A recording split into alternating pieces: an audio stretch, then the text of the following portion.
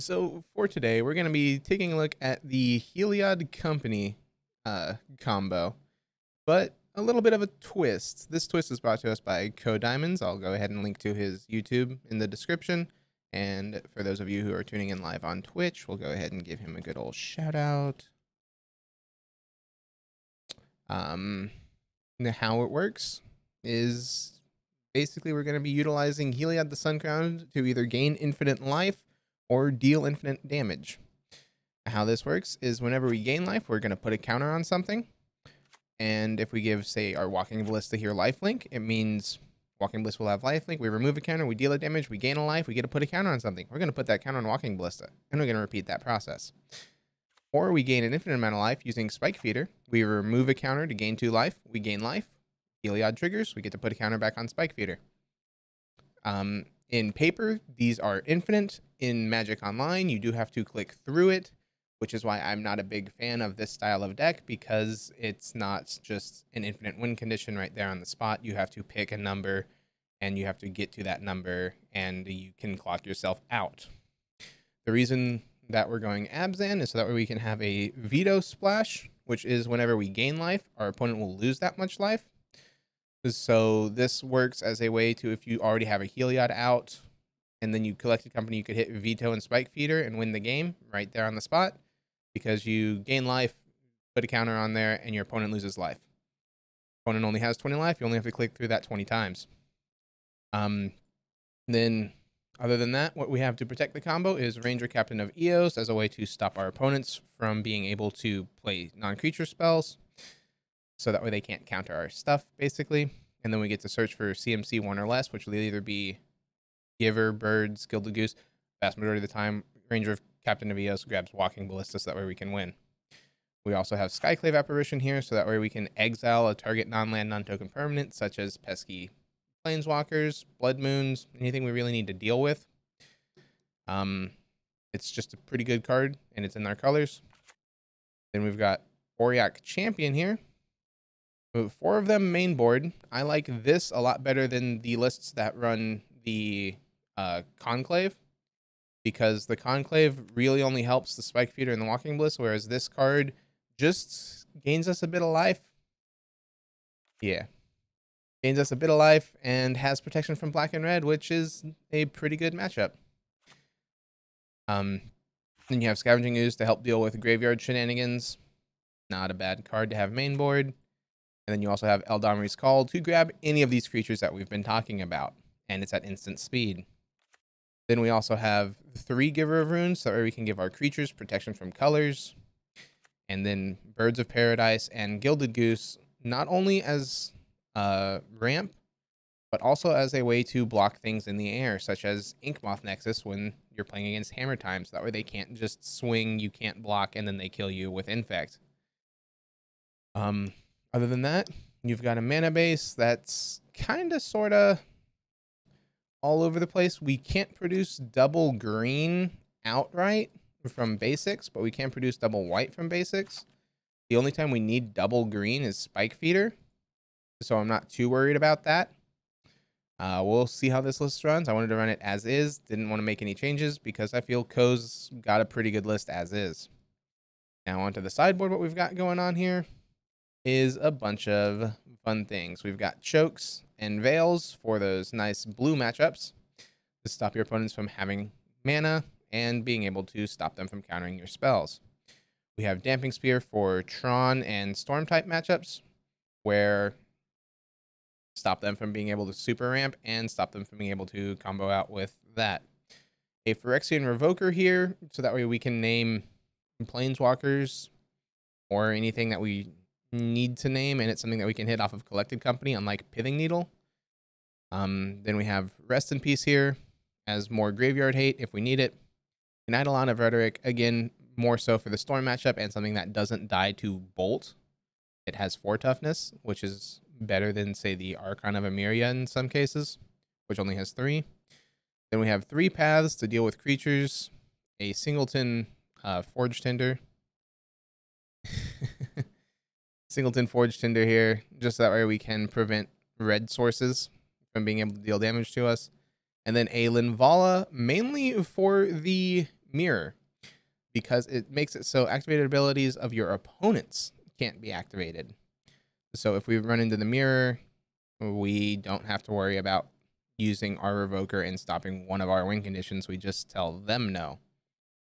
And that's the basic rundown of the deck, and I'll see you guys in the leagues. Let's see how we can do. So we're facing somebody who's 1/1. I see that we've got a spike feeder, birds, giver. Unfortunate. Let's see. I mean, it's part of the combo. Oh, mulligan though, it's only 1 land. Well, this is no land. Have to keep this. Bottoming canopy and a windswept. Hoping to hit the 3rd land here. And then hoping that we have a good collected company. Marsh flash from the opponent here. 9k? Oh wow, that is close. Inquisition probably takes Heliod here. Maybe Scavenging Ooze if they are a Kroxa type deck.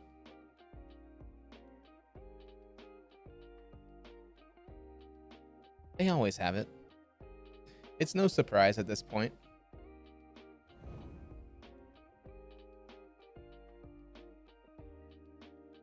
Okay. I mean, we'll go Windswept Heath, pass the turn.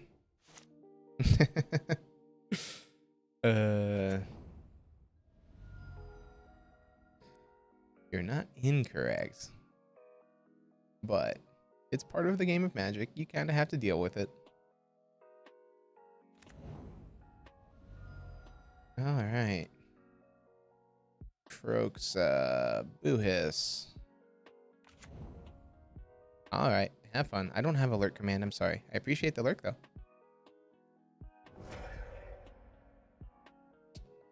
I kind of want to pitch a land.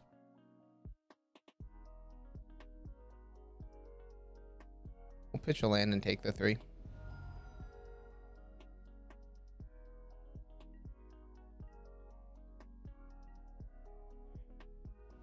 Because this can go get ourselves a Temple Garden here, tapped. Then we'll have a Skyclave. I'm worried about them having Bolt, so I don't want to just drop this Scooze.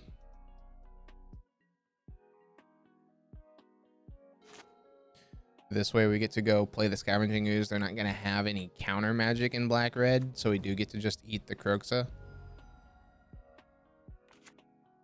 Yes, we might lose our Scooze. And that's why we hold our lands. So now we can't Scooze here. Because we only have 1 green source. The second Coco there hurts. They are 1 mana short of being able to do anything there. And then they have the Stomp, of course.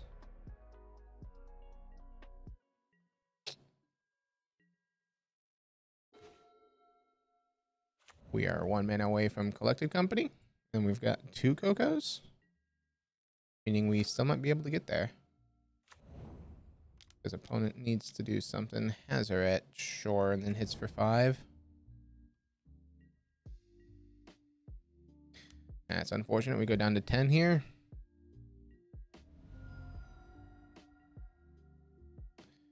And we draw an uncastable card. Okay. We need Landon to hit real big.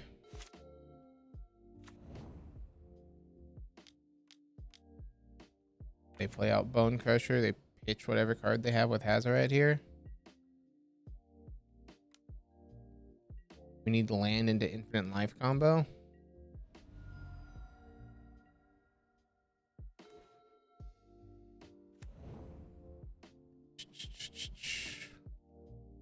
I guess we can Chump Block.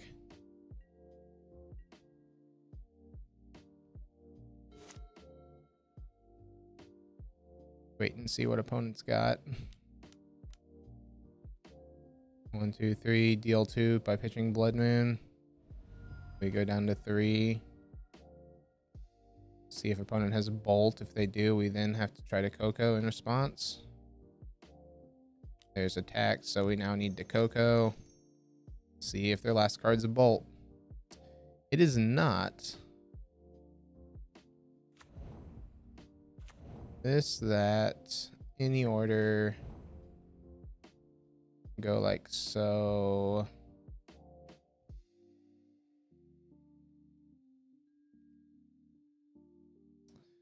Would love to use Ranger's ability. I guess at this point we'll go ahead and get a bird.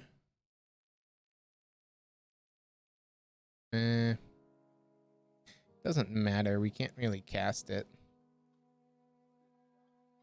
So always yes, always yield. Move to blocks. Block Bone Crusher, block Hazaret.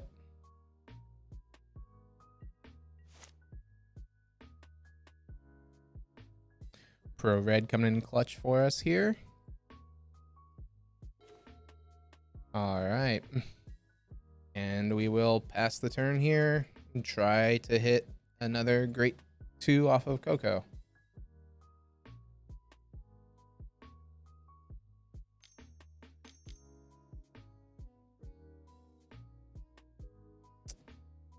Okay, going for this. Sure.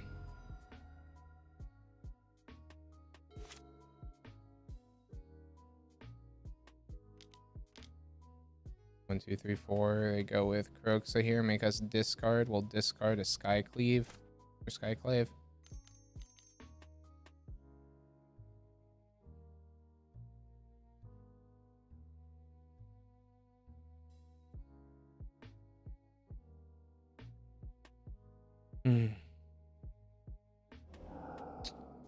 Yep, we're at 2. I gain 1. So now no longer dead to your Hazaret.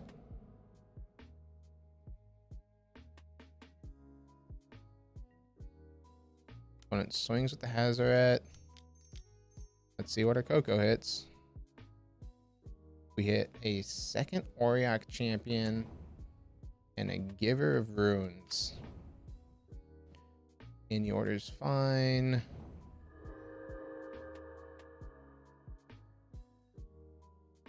Yes. Go like so. Go ahead and block.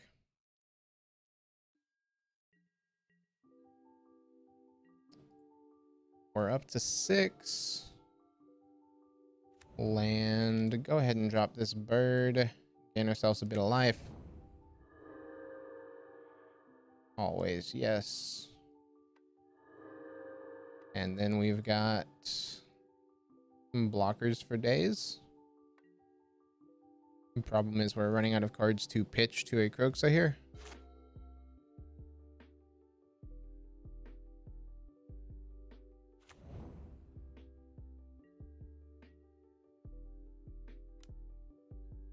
Croxa swing. It wasn't a by choice reboot.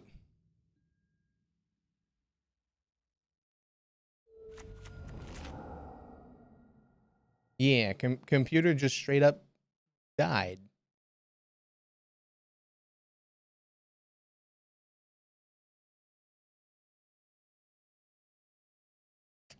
Wasn't the power of Blood Moon.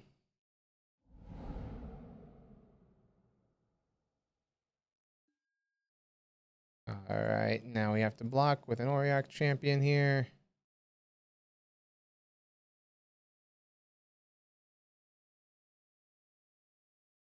It's there you go. Goes to instep here. We draw another Spike Feeder, which is interesting. Is that there? We can go Spike Feeder. We'll gain some life.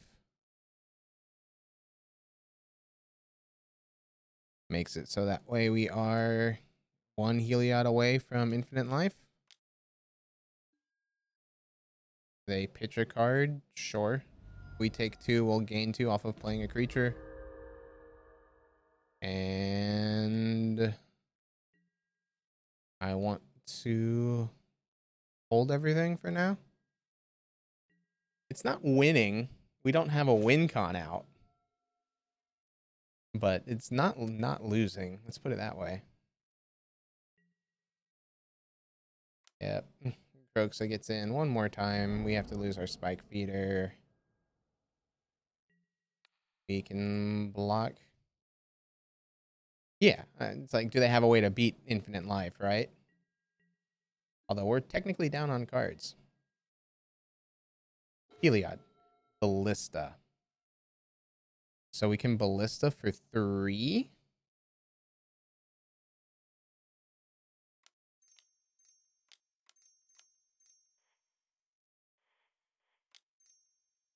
That doesn't sound awful.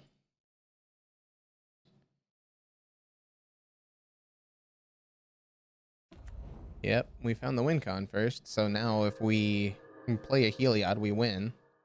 We're at 10. And we can gain 2 off of this spike feeder. They pitch a card to Hazoret, take us back down to 8, and it's there go. We'll go down to 5 from this Croxa. Just because we don't have a card to pitch. We could block, and block with the ballista. That's only 5.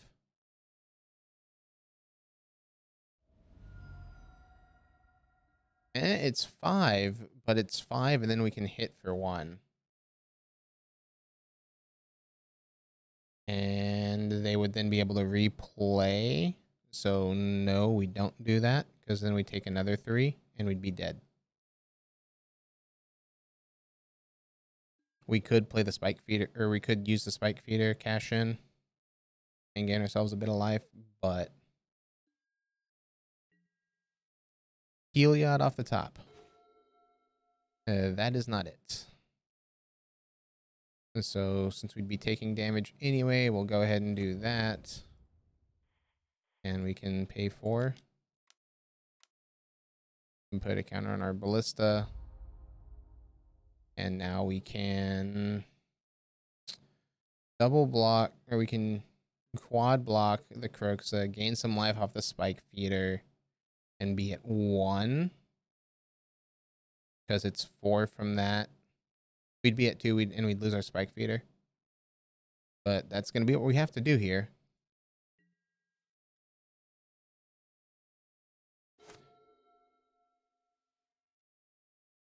Unless opponent pitches both into attack with the Hazoret as well. But at that point, we just jump block with a bird. No, we need the bird for the white.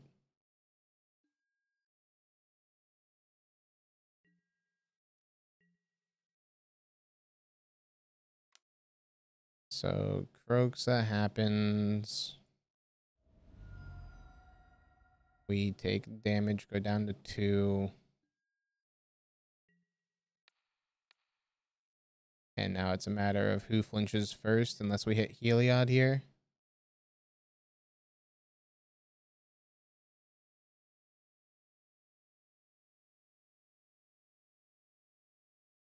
Because we can't go to activate here. Because if we do that, we lose. Opponent has double pitch. No, if we find Heliod, we're fine. They'll have a Croxa. So they can't double pitch, but we still lose. All right, we'll concede to that. Well, they pitched twice in response. We gain the life. So they pitch, we gain life. They pitch, we gain life. We'd be at 2. Heliod resolves. And then we could gain life off the Heliod entering the battlefield because we'd have enough. But we would then only be able to shoot. We couldn't produce the white to give our Walking Ballista lifelink. So technically, yes, you're right. Okay, I like paths. What else do we like here? Grip doesn't seem awful, stops their Kroxa. I don't think we necessarily care about that.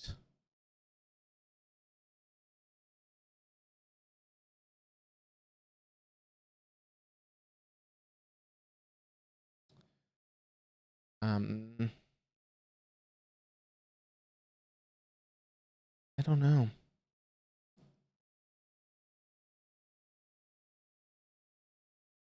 So we know that they're running Blood Moon, so we need to get our basics first.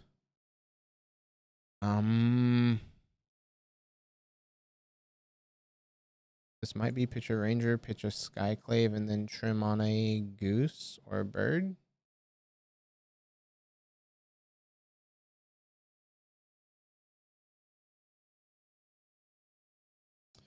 Well, let's cut Vito here, actually. Assume that we're not going to ever be able to play black and just give up on that combo completely.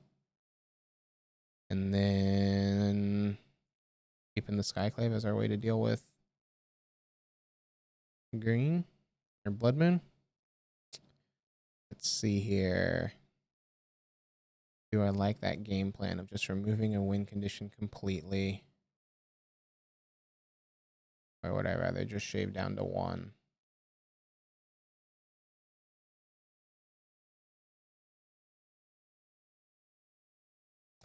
Yeah, we'll just cut it completely here. We could bring in the Revoker to name Hazaret. I don't think that's what we want to do here.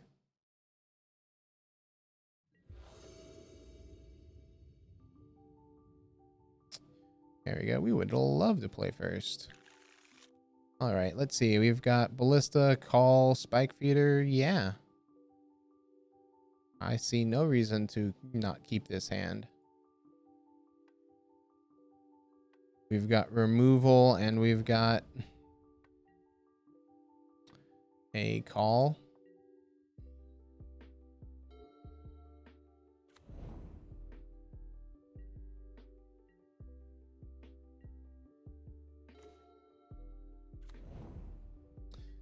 And then we even drew.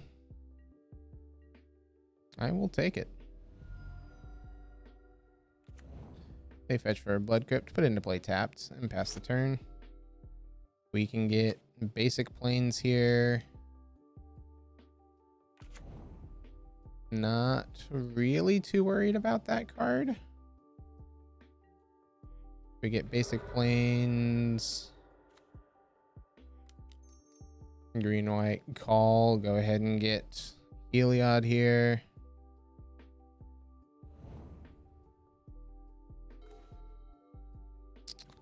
And then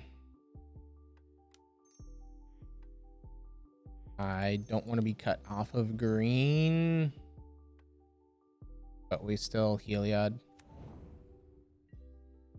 Because worst case, we can Walking Ballista for 1 and path it.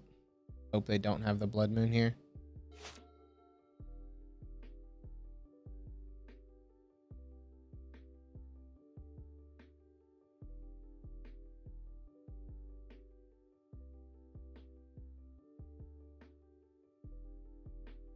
They are paying costs.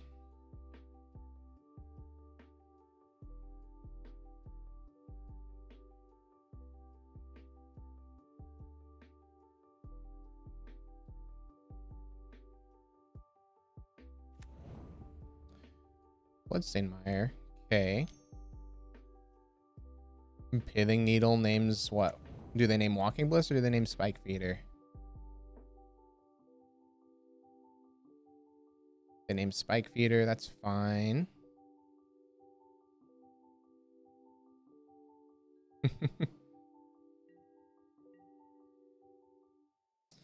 So we can't gain infinite life right now.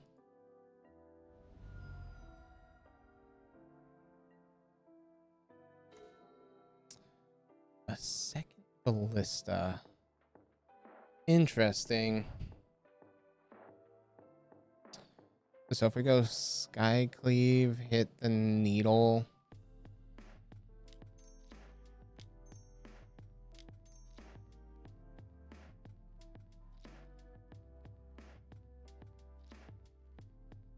makes it so that way they kind of sort of have to have another needle effect.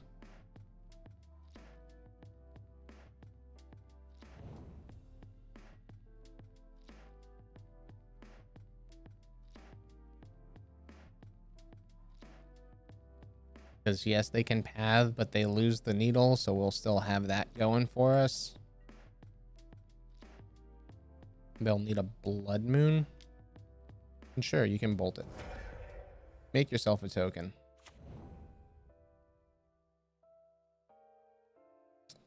Let's see if they've got like Karn the Great Creator, Simian Spirit Guide. Okay, so they take a spike feeder here and realize that they are dead if we get another land.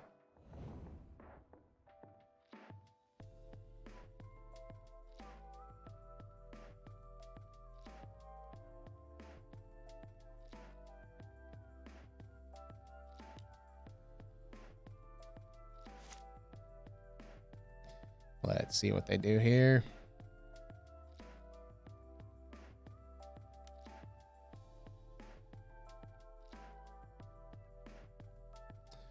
Okay, they pitch Dreadbore, exiles Lily and Channeler. Interesting. So they don't have another land drop in their hand, or else they would be probably taking Lily.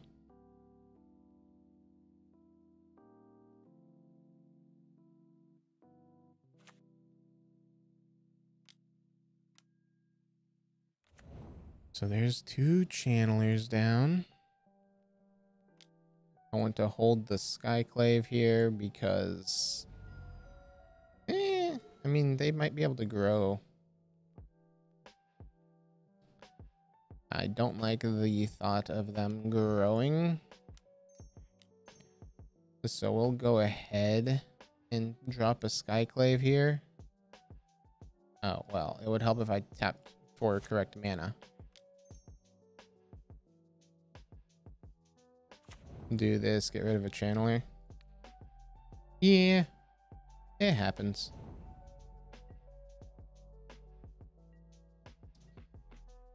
We might get punished here if they have removal for our Skyclave. Worst case scenario is we can path our own Skyclave to go get ourselves that basic forest.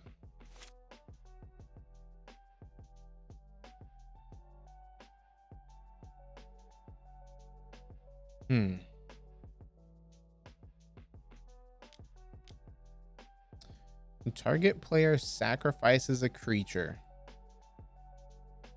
Okay.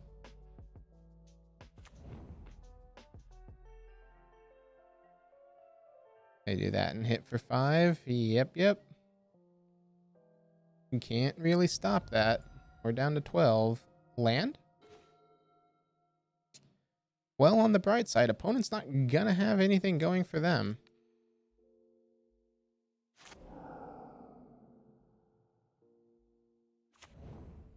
I don't want to put the ballista on 1, but at the same time...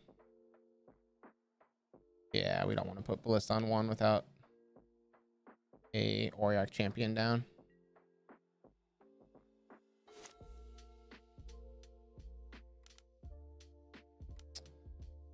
All right, well, that's a card. Each player discards, will discard path. We get hit for 3 here, and now we really need land off the top here. Down to 9. That is not a land.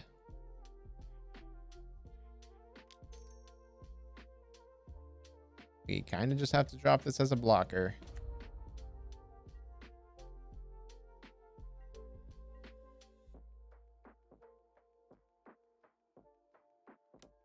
As push. Neat.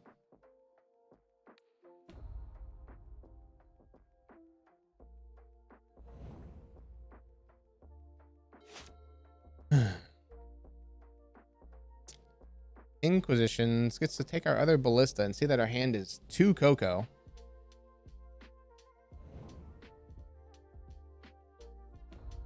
Opponent's real glad that we're stuck on mana.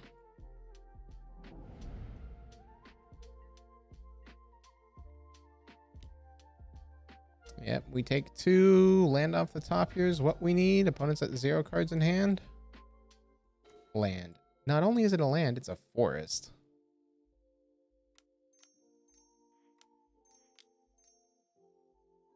In Coco, we hit champion and a goose. Cool. Okay, that'll happen. We make a food token, we gain a life. Say yes. Put that on our auriok champion.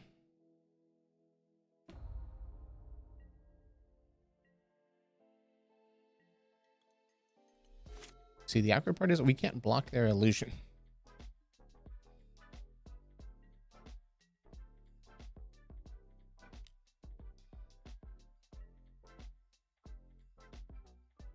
I'll take 2. And 2's fine when we're about to gain 3 and I'll gain 6.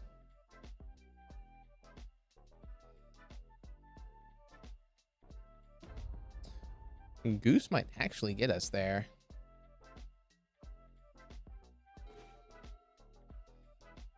Another goose.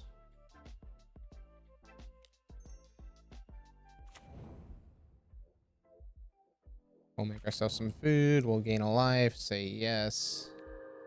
And put that counter on the champion. Give our champion lifelink here. Actually, nah, we'll gain 3 here. It's the same amount. Because I want to start being able to block their illusion token.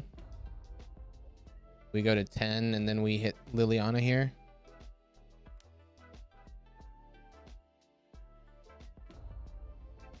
Lily goes to 3.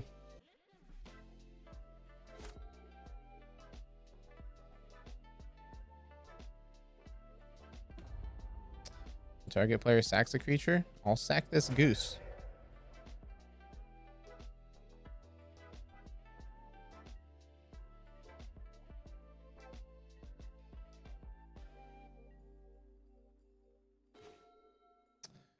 All right, there we go.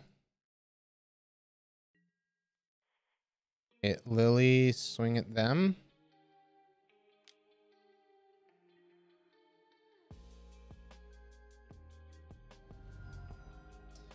Damage happens, and we pass the turn here.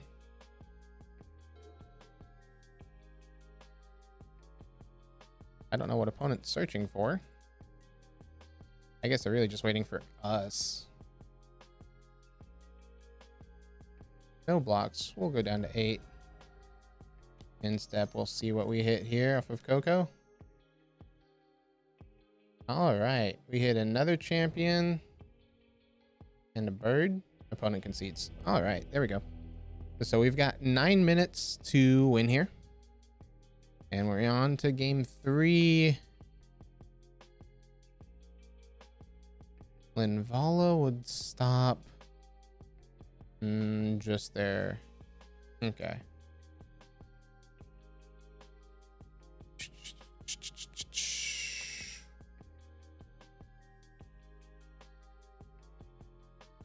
Yeah, I think we just run it back here.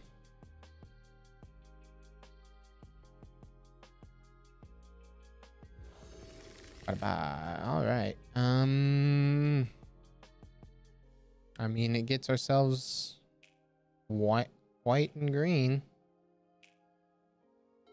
We can't really ask for much more there. Seas. All right. Yep. Do your worst, opponent.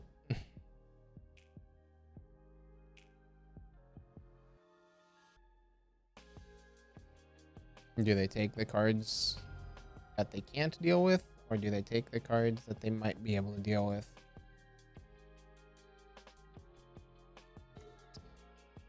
Godless Shrine, huh? Alright, this fetch for our basic planes here. And pass the turn.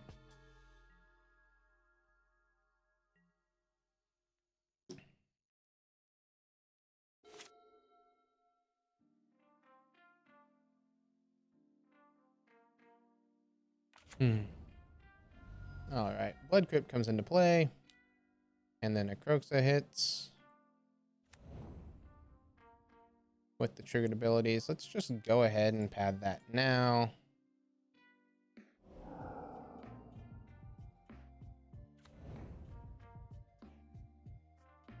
We'll get rid of a spike feeder.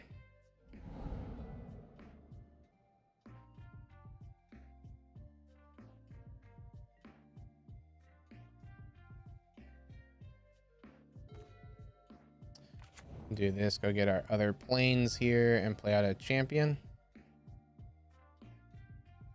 This does play into the target player sacrifices a creature line, but we can't play too much around that line. I mean, we can. Let's see that Lily.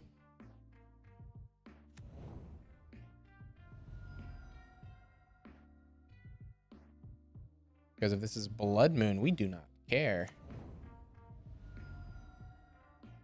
Sure.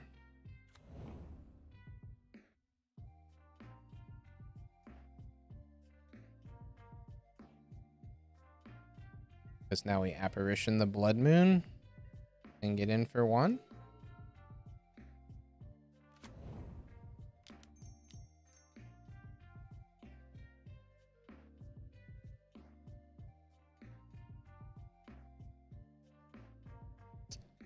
How much do we care about Blood Moon right now?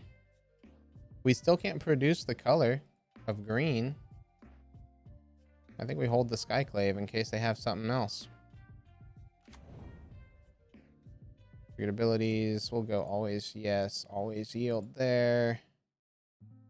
And Ranger, we will go ahead and search.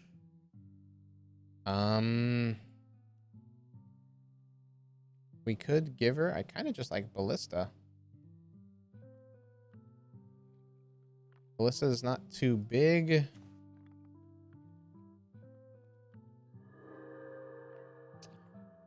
But do we care?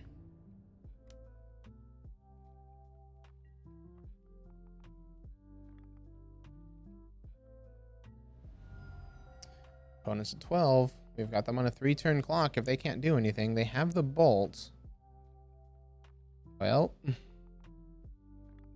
mean, I could sacrifice it, but that's only until the end of turn, right? Yeah, and so it wouldn't do anything.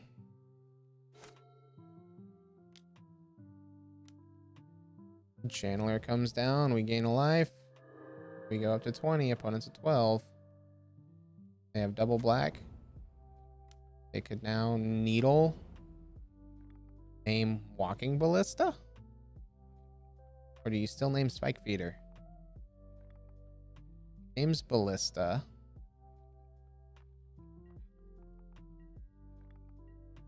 Opponent is out of cards.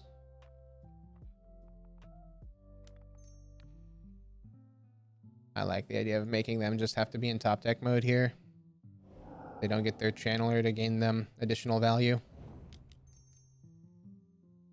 Yes, Ballista's only a 1/1, but they now have to deal with Ballista. Or they have to deal with this champion and a 1/1.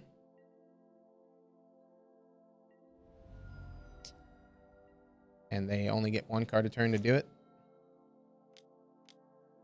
Another channeler.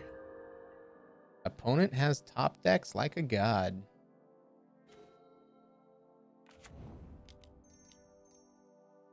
Skyclave. Eat their channeler.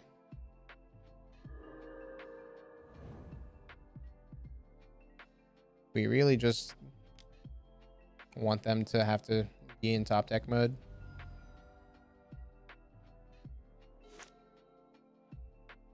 Opponents. This is 4. Opponents got 1 in hand. Opponent's holding. Simple Garden's unfortunate.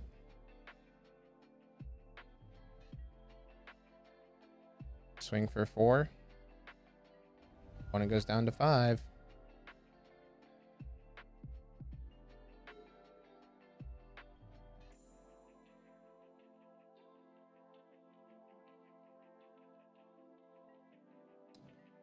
Two in hand. One's a land. So 1 card to worry about here.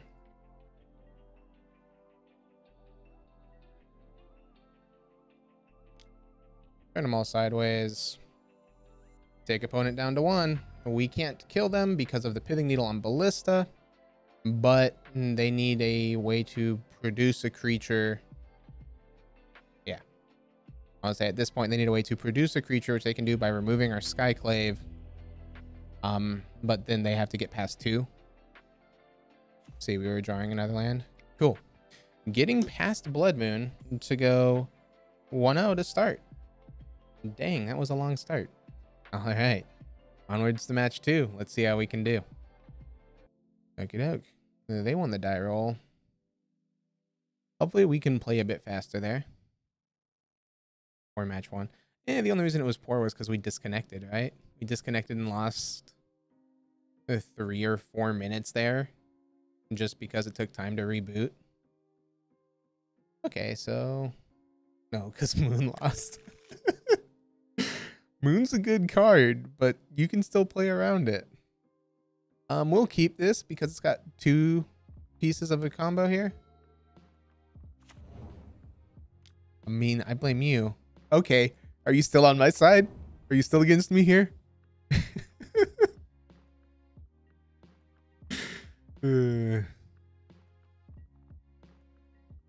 Fluffy now has to pick. Does he root for Tron or does he root for Abzan?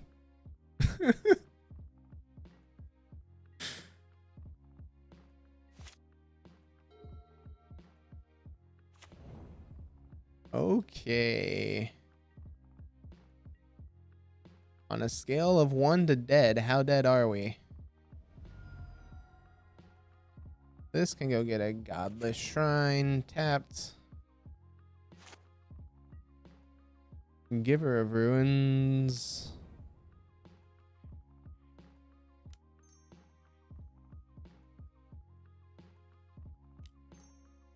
And drop the Auriok Champion here. Hope opponent doesn't have a payoff card. Ha ha ha ha. They're Tron and they kept 7. Good joke.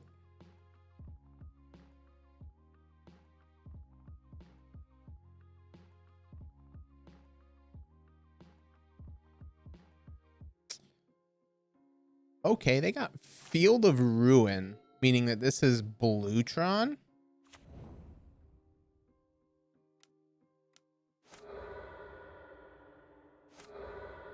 They field that, making us pick between white and green.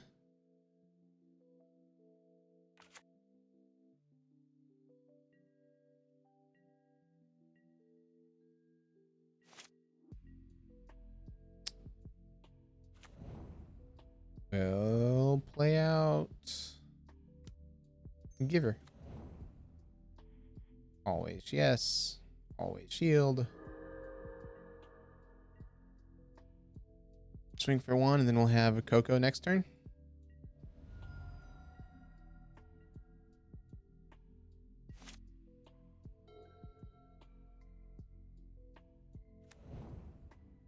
Well, there's mana. Ugin? Sundering Titan. Okay.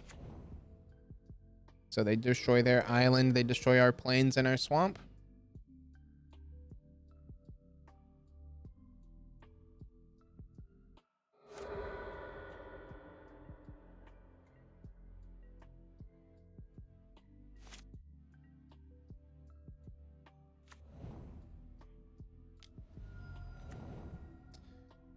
That. Pass the turn.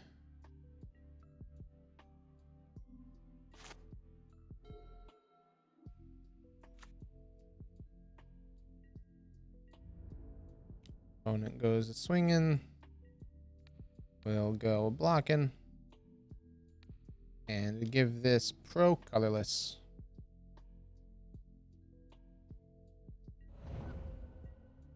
Aha, your Sundering Titan took a damage. Land? Not that it matters too much from the aspect of I can guarantee you they've got a Condescend in hand. But if we can force them to have to use it, or they'll tap out a blue right now. We'll make them have Force of Negation here. Coco, have Force. No Force? Neat. Well, we just hit combo.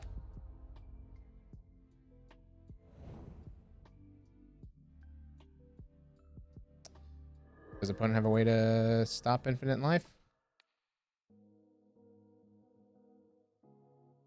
We'll go there. He says he won't concede. I don't care. He says he can win. I don't care. This save targets always yield.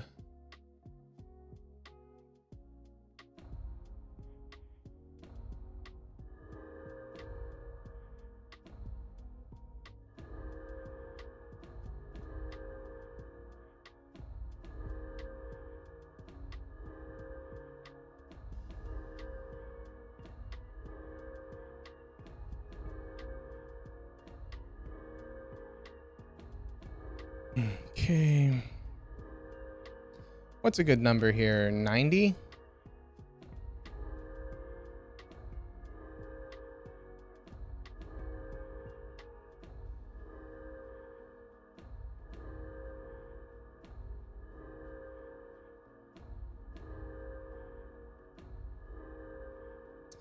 Because next turn we have walking ballista.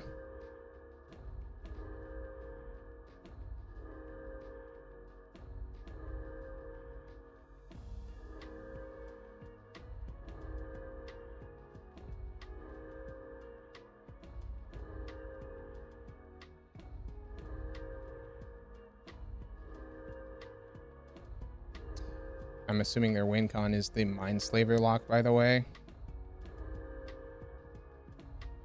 At which point I would definitely make them play that out.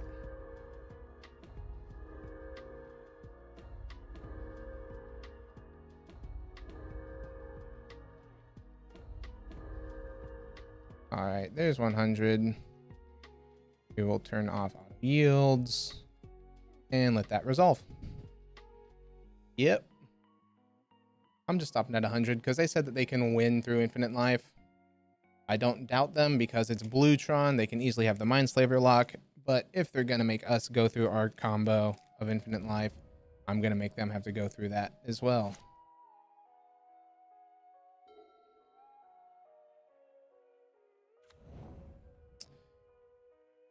All right, what you got, opponent?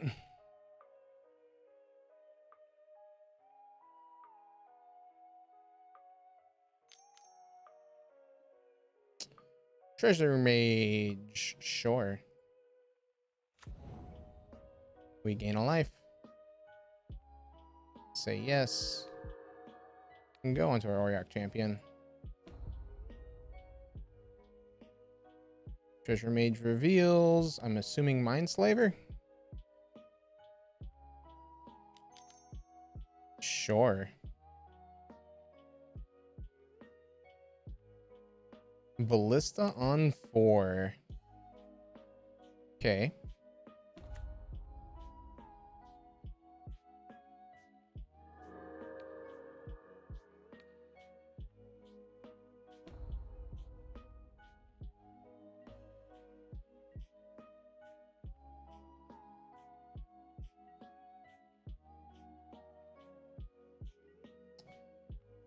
In step, that'll happen.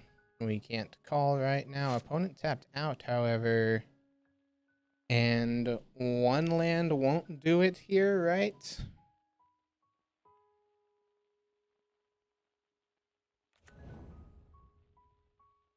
Yeah, one land won't do it.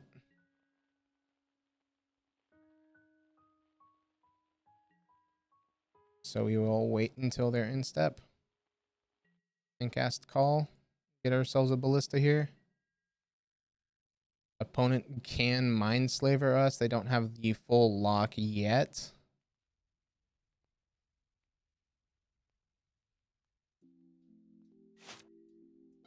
So I guess we could call for a Skyclave. And just make it so they can't do anything. Because yes, they can Mindslaver us.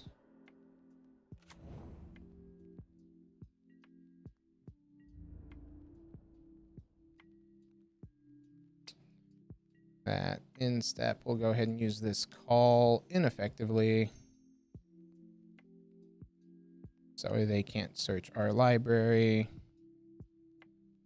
We do this, we get Skyclave. Makes it so opponent just doesn't want to cast things. Go ahead and search so they can't fail to find. Get ourselves a plains here. An opponent can throw things to the wayside, which is unfortunate for us.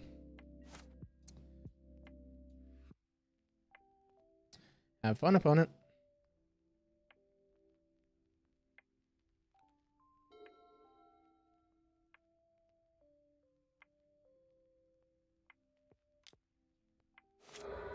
They draw a card. Fun. So they can fetch, fail to find. They draw a card.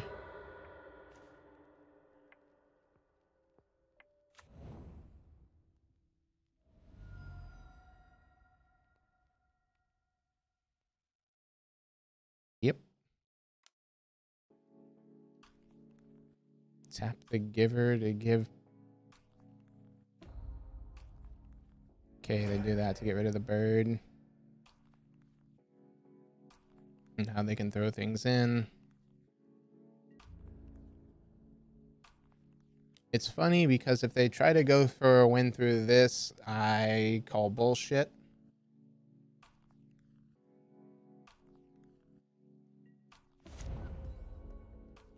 Yep.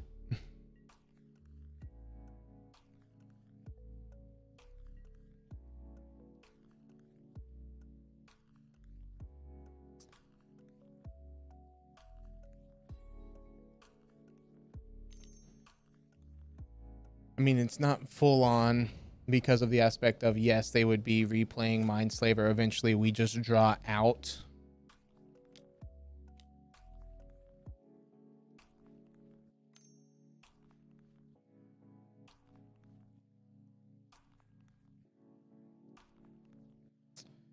So we need enough lands to be able to play Spike Feeder and Vito in one turn. Expedition map. Sure, they can crack map, go get themselves a tower, and they'll have enough. They won't have enough to crack same turn. Relic, they can exile.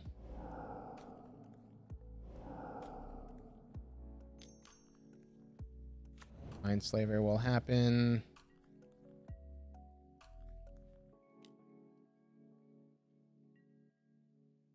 Attacking here is just rude by our opponent.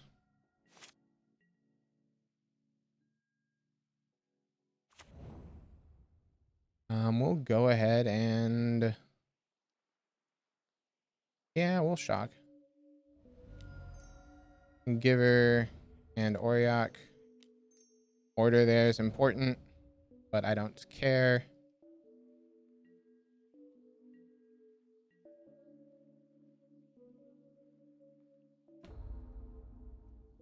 Because they have the ballista.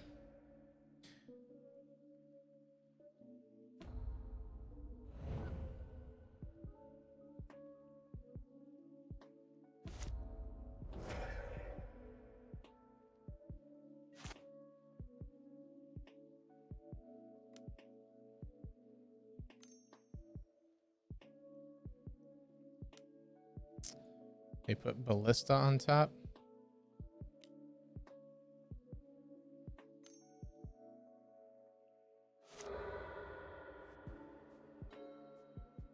So they can do that, and then they have this lock. Ballista on 5.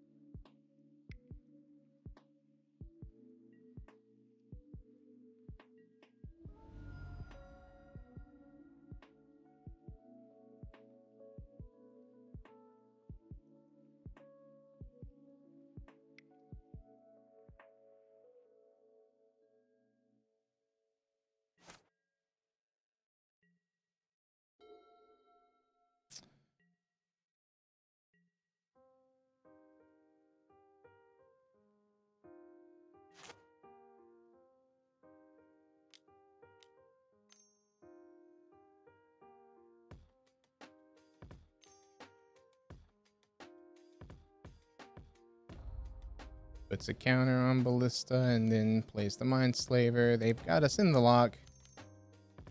We've known that they've had us in the lock. We're just upset that they're attacking as their win condition here instead of playing out the Mindslaver combo. Because I didn't want to waste our opponent's time, and our opponent is just being rude. Because we would be at infinite life in a paper event. So this Mindslaver lock, they would have to play out. Not like it would matter, because in paper event, because they have the Mindslaver, we would just move on to the next game. I'm just eating up as much of our opponent's clock as possible until they win.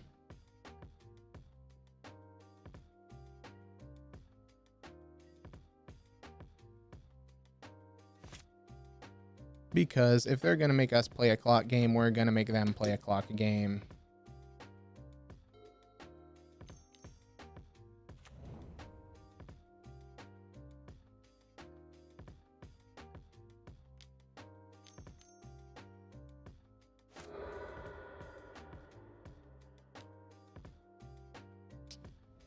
And for those on YouTube, I'll see you in the next match or next game, because you don't need to see me sit around and wait for them to do things. There we go. And on to sideboarding. Let's see. What do we want? Phyrexian Revoker to name Mindslaver, Damping Sphere, because Tron. Arguably, we could bring in Rest in Peace. We could bring in Shog. Make it so their blue mana doesn't untap. I kind of like being absolutely rude, bringing in Choke, Sphere, and Revoker. As far as what we can get rid of, Skoos is all right because they can target with Academy Runes. Ranger's fine. Skyclave doesn't hit anything. We can go ahead and board that out. It only hits their walking ballistas. Board that out. Board out. Bird.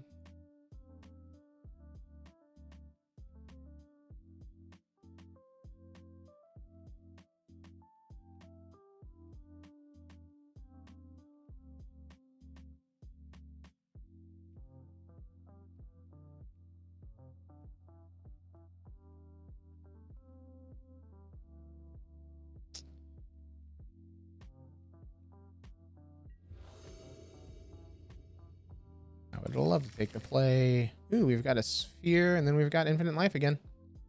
Sure, we'll keep.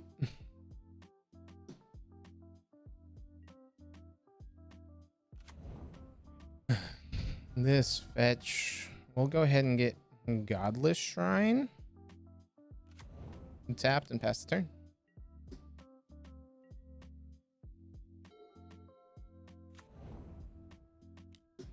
Opponent's got a map. Good for opponent.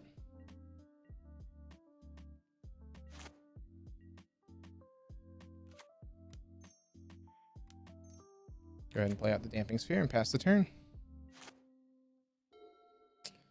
Makes it so they don't have Tron.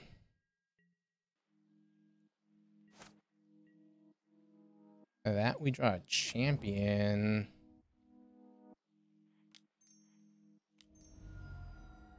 We'll go ahead and drop...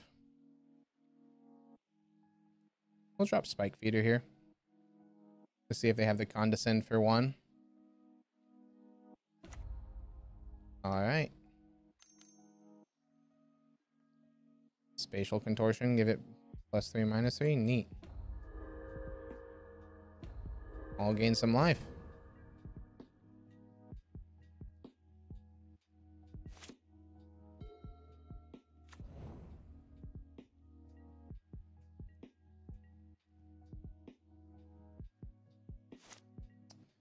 For that, we draw ourselves a goose.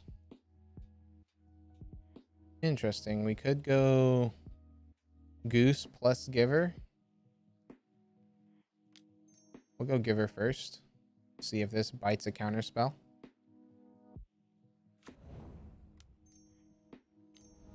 It did not, but we still play out a goose.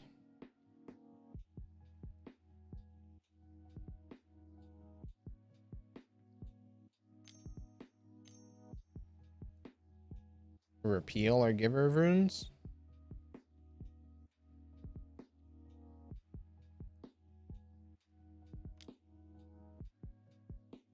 And condescend for 2. Okay. There goes our goose.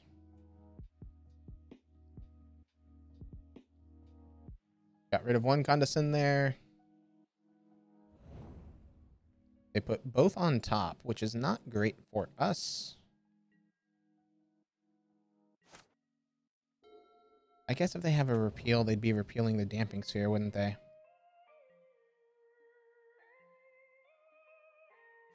Land? Not a land. Okay. Heliod. Just show me more counter magic, opponent. Remand. Okay. And combat get in for 1.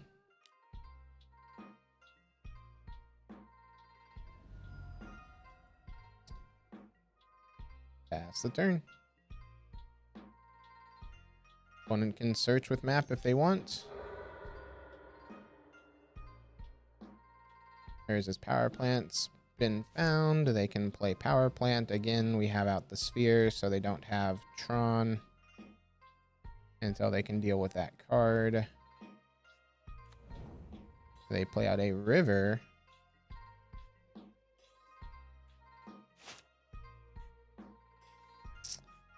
Well, there's a land. I like land pass here. Because then we try to Coco on their end step. They have to counter on their end step. If they go for something here to bounce sphere. They thirst for knowledge, sure. They can't bounce now. They discarded a map. Makes sense. They play the power plant.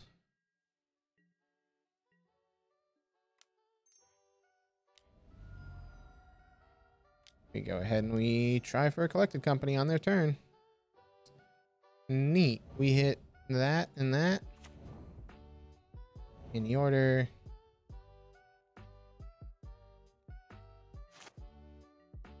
And then we have auriok champion +1 land spell.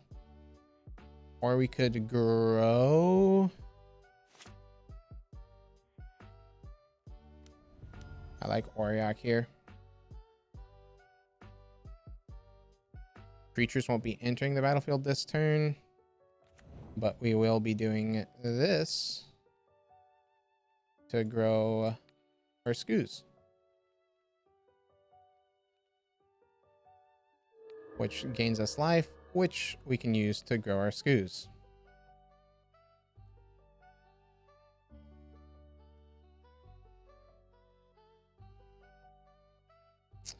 Opponent's paying costs, trying to dismember here. And target's there. And tap, give it pro black. Cycle nimble obstructionist. Sure. I'm gonna go ahead and eat your nimble obstructionist.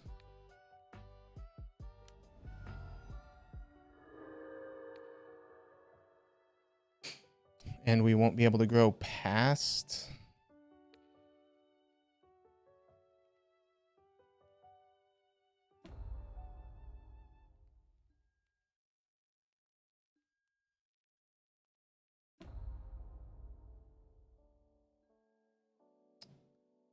And we pass the turn.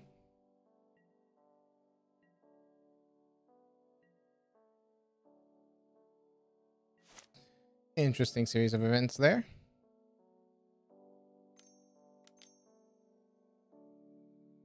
We repeal in the sphere. Treasure mage, sure. We'll gain a life.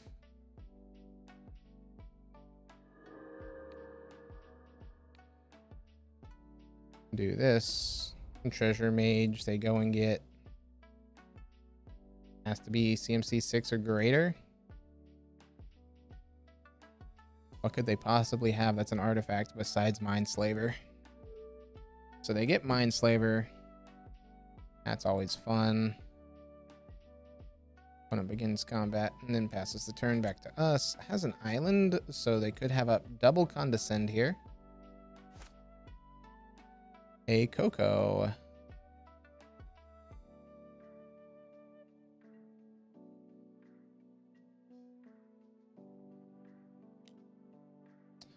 Go ahead and swing and give it pro blue.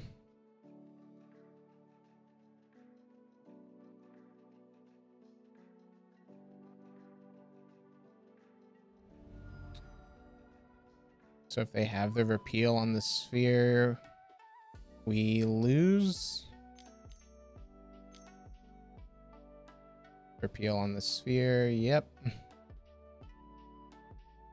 I guess we go ahead and Coco.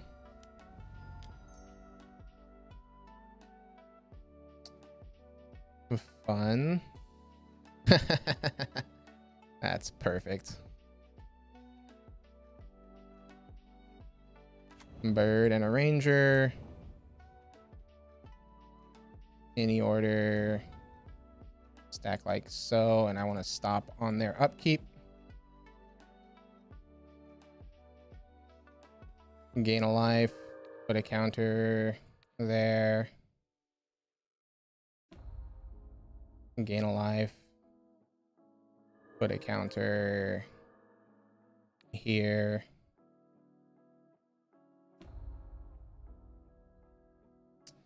Say yes, go get walking ballista. It's opponent's turn. We don't have the sphere out. On their upkeep, our opponent can't cast non-creature spells.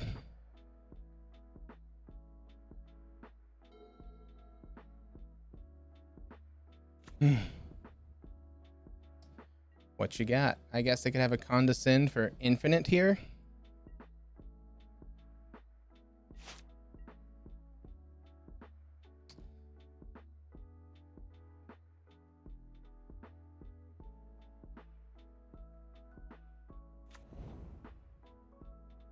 Interesting. Do we have a way? We can't do ballista plus sphere and give ballista a win this turn, but we can go for the sphere, force them to have a condescend in hand on this, or they have another repeal. And this, we can go get a basic planes here. And now go white 1. Goosey boy.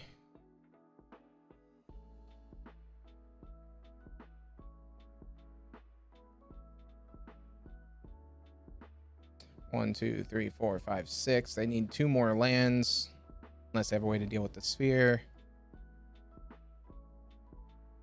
We'll make a food. We'll go ahead and gain some life.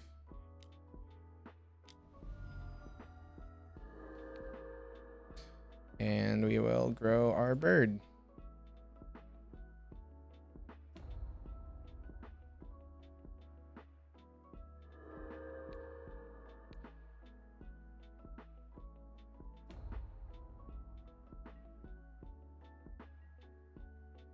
Swing for 4. Opponent wants to block with the treasure mage. Sounds good.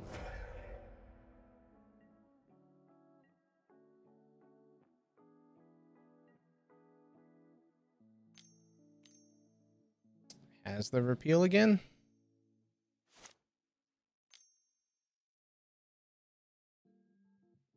Has the repeal again. So they have us in a Mindslaver lock. Well, not quite. Gifts ungiven. So let's see this pile.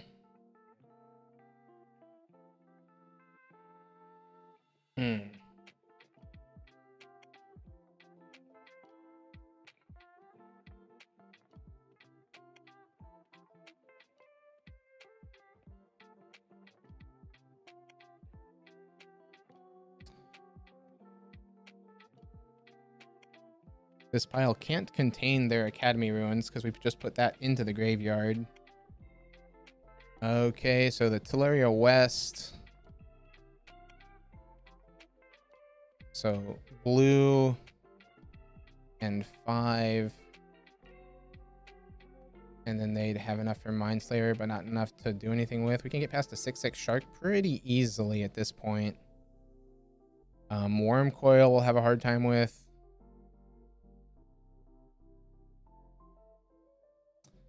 Will we? No. We get rid of the things that get them lands. And now they have to have a way to counter a Walking Ballista or they lose?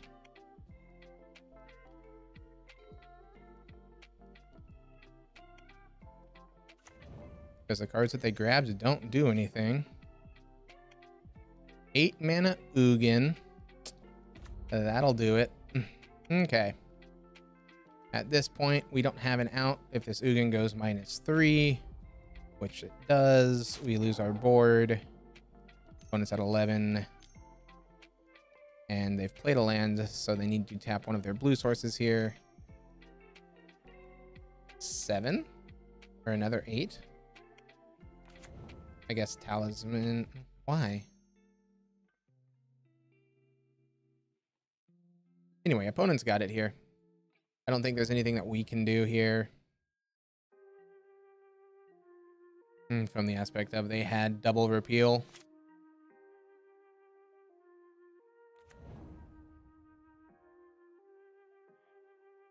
Because we do this. Plains is grabbed. You.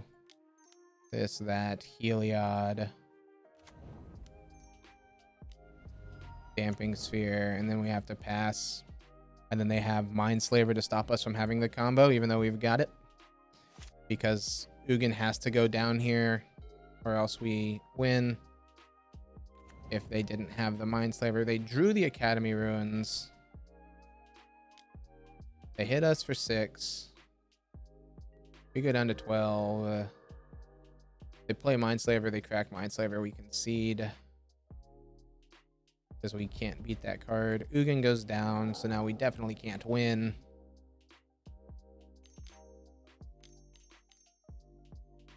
Okay, and there's the Mindslaver. Let's make sure that they activate it. They don't have us in a lock here, but them being able to take our turn, they'll be able to win. Losing to Bluetrod. Just a bit unfortunate.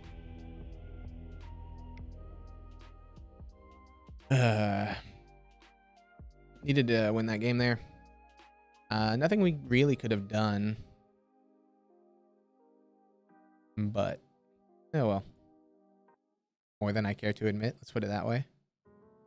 Alright, we've got Call Scooze, Giver, and a Skyclave.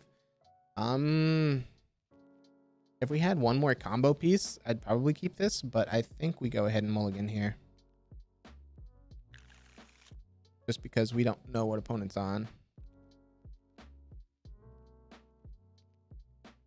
Land heavy, but a goose.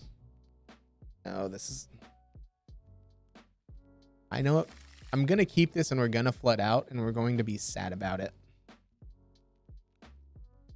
This, put back the Godless Shrine.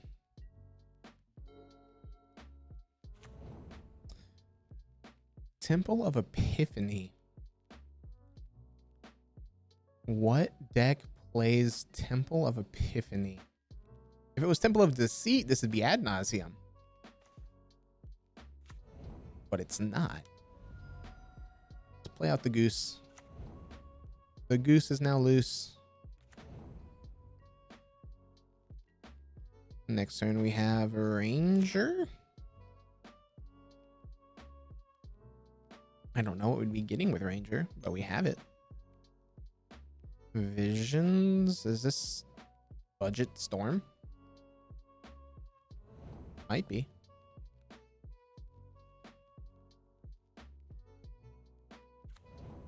Put one on top, one on bottom. Blue-red breach. That's possible too. Yeah, you're right. I forget that people play weird decks. Yeah, the boil proof. I would say that's fine. We don't run boil, but it's also choke proof. Spaghetti monster. Yeah. Spaghetti monster's not gonna be fun. Okay.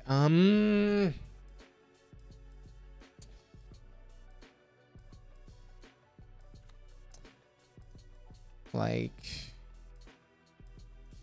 I kind of just want to have this Ranger down as a way to deal with Spaghetti monster in 2 turns.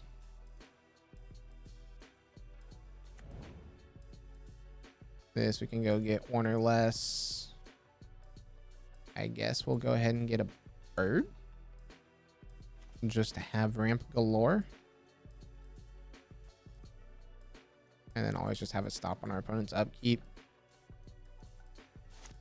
Not like it'll matter. It'll mainly be a when they have the turn. What is the black for? Vito. It is a creature, legendary creature that has whenever you gain life, opponent loses that much life. So it's just another way to have a combo with Spike Feeder. They go ahead and they bolt the Ranger. Well, that's unfortunate. I mean, I guess I wanted to stop opponent from having any more. Yeah, KoDiamonds idea. His deck. I'm just piloting it. So we hit a collected company. That'll be good if we get to live until that sees play. Play out a bird. And play out a giver.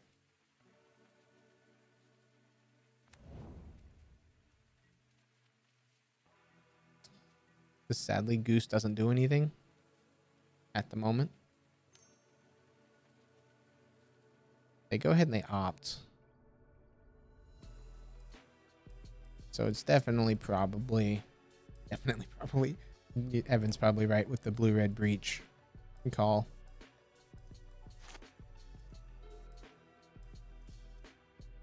Go ahead and get rid of that stop.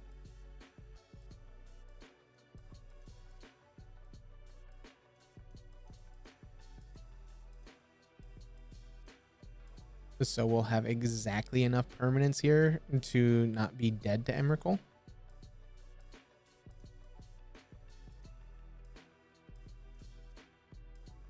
I don't know. I just don't think we're going to have that great of a matchup here.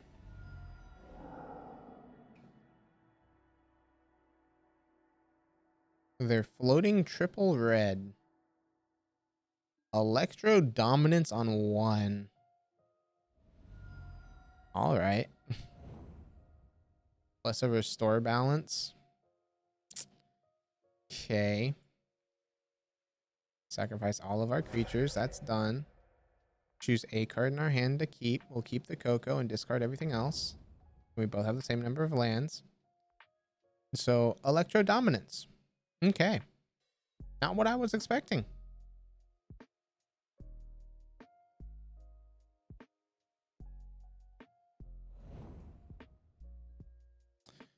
This will happen. Land? Woohoo! Never didn't have it. I mean, opponent, I hope you have Force of Negation in hand.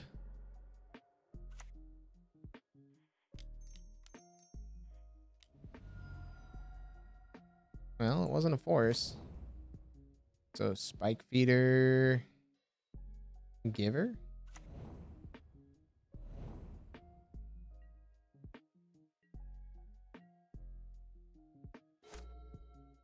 Not a great Coco, but if we had a Heliod off the top, we have infinite life.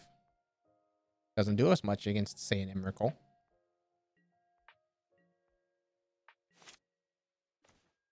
Skyclave. Cards are real good, other than the fact that opponent does not have permanents.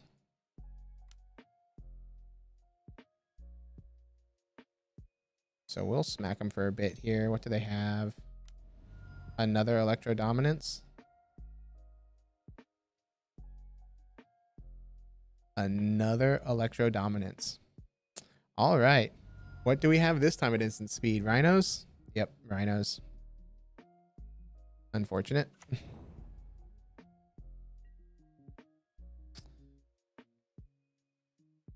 And we lose both of those. I wasn't expecting the Electro Dominance and Rhinos after a Restore Balance.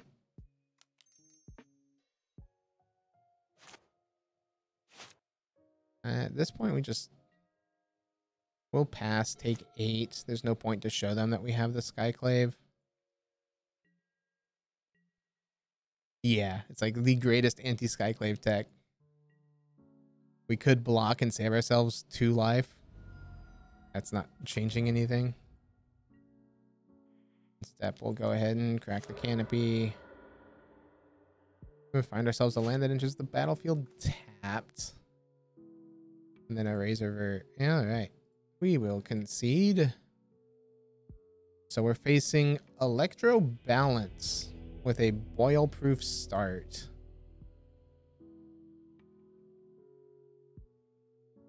So chokes seem awful. I definitely want Eidolon.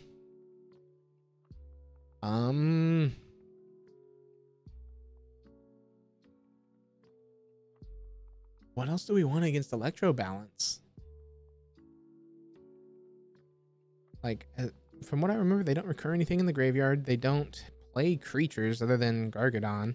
Yeah, Eidolon's great. We just need to be able to play it.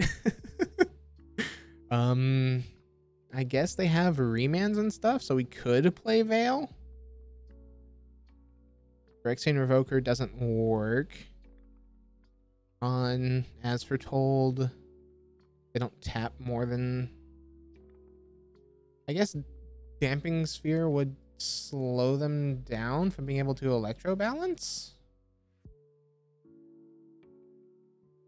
Right? How does that card read? It's cast, right?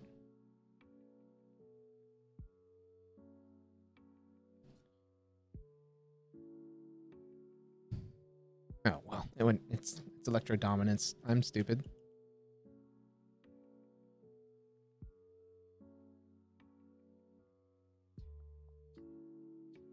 You may cast. So this would make it cost 1 more. Again, not impossible for them to be able to play around, but it's not awful. As far as what we don't like, they don't recur anything from their graveyard. So we can get rid of our Skoos, and they don't really play things that we can target with Skyclave other than their As Foretold. If they're landing an As Foretold, we're probably losing anyway.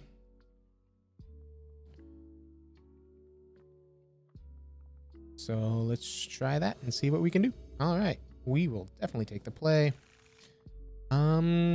Sure.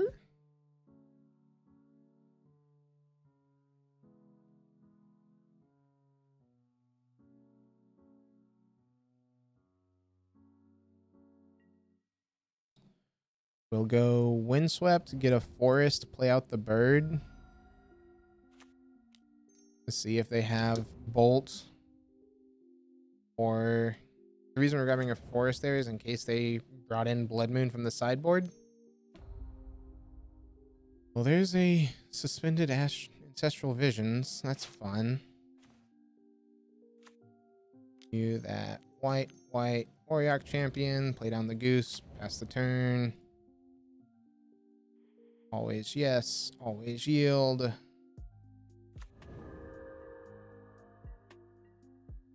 And next turn we will have Giver plus Sphere. Sphere will definitely hurt their ancestral visions. But always gain, always pain. Yep. Let's see, opponent puts this card to the bottom. They did not like it. And now there's Serum Visions. Sure.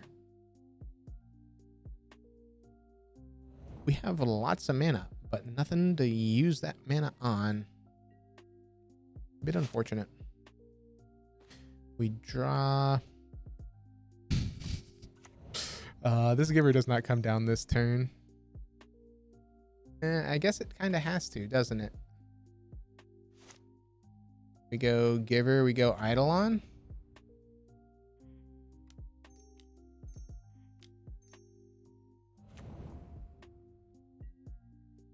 Just make our opponent suffer.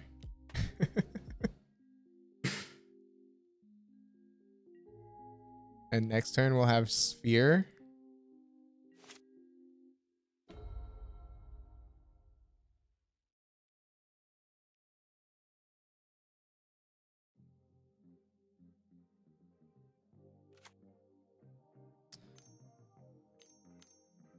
So there's the As Foretold.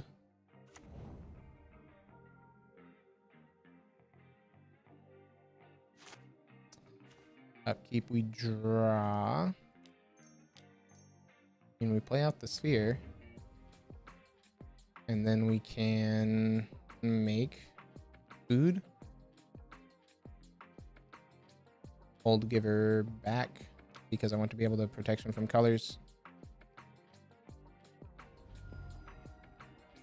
One gets one free spell a turn.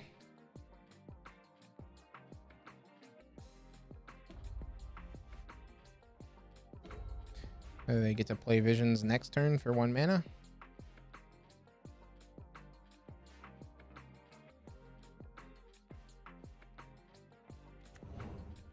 Spire Bluff Canal. And Crashing Footfalls. Sure. We gain some life. How do we beat rhinos? Good question. But we'll find out. Let's make some food. Come on, no balance. Yep. I mean,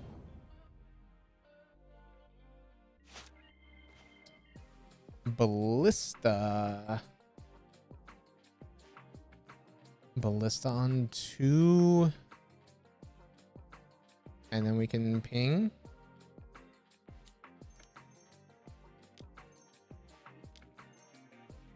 It doesn't seem awful.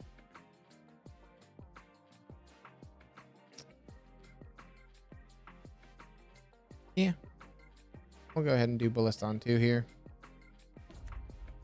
We'll gain some life and pass the turn. We're at 25. Nothing we're too afraid of right now.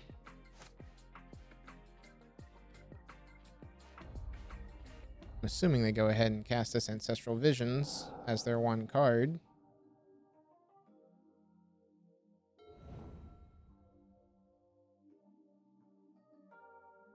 So then I have 8 in hand, but they can't play anything.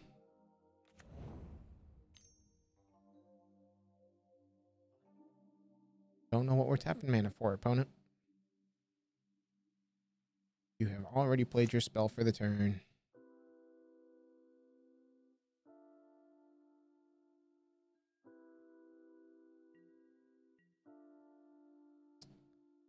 Rhinos get in. We'll take 8, make it 17 all.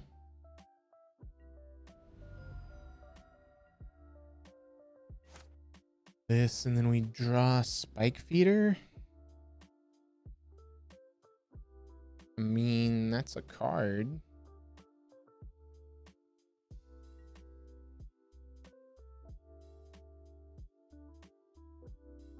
Swing like so. Hit opponent for 4. And then we can play out a Spike Feeder, or do we gain 6? I like the Spike Feeder plan here. We're in damage. I'm stupid. I don't know how we're still in damage.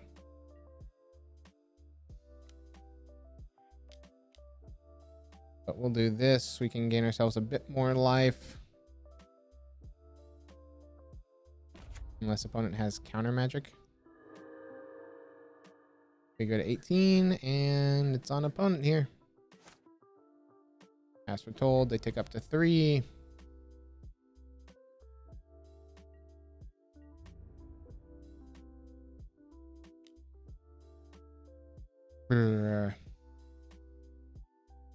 So we could block with Goose, block with Spike Feeder, and give Spike Feeder pro green. I don't like that. I like holding up our mana. We'll just take 8 here. Hope to draw Heliod off the top and win the game.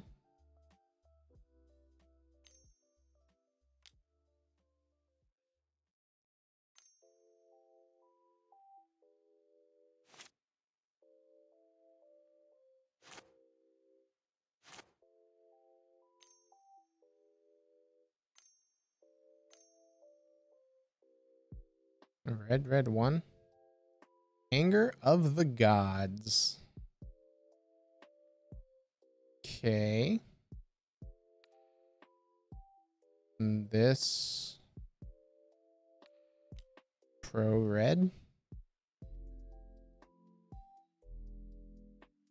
Actually, I mean, that was a mistake because we can ping off of their stuff here. I could have instead saved... Well, our auriok champion's going to be fine. So we'll gain some life here. And then ping off... Oh, wait. We can... No. Yes, we can.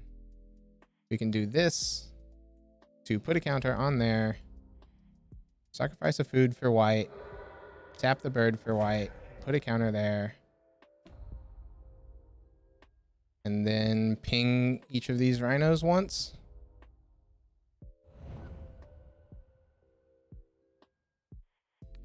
There we go. We got there. Opponent using their anger to clear their board for us, leaving us with Eidolon, Auriok, and Ballista. Let's go.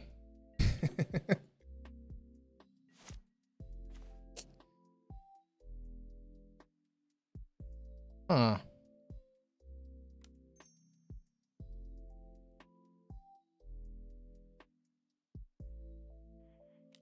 We'll go Auriok. Well, it doesn't even matter. We can only play 1 spell a turn.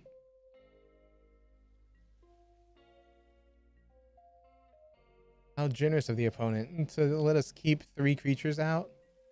Watch, opponent probably has the balance here.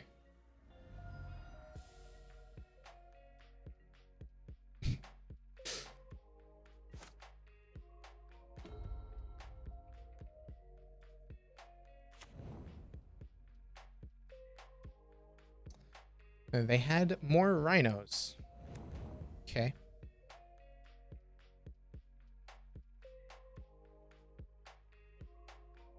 Want to turn off auto yields. Say yes. Always yes.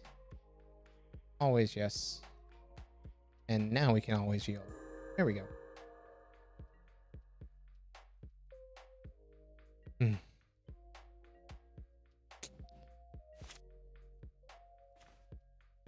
Godless Shrine. We'll have that intertapped. We'll do Giver of Runes. We gain ourselves some life here. And then we have food gains.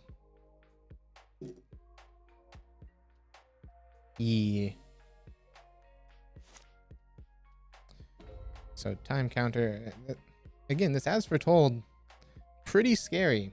But at the same time, Eidolon's putting in work.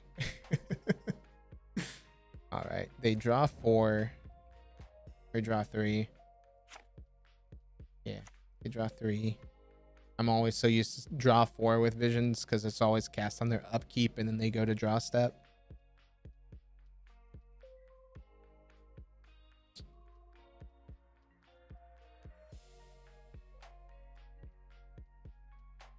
Opponent doesn't want to swing. We'll go ahead and gain ourselves some life here. And Coco off the top. One has to discard. They discard and as foretold. Eldamri's Call. I mean, that'll work next turn.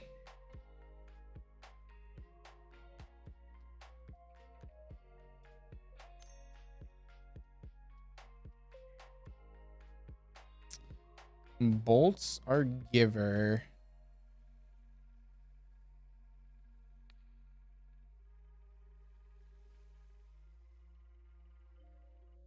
I mean, what else could they have? Because if they have second bolt.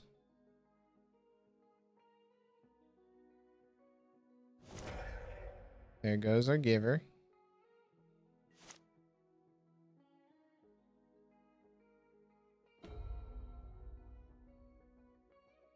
One has got 7 in hand.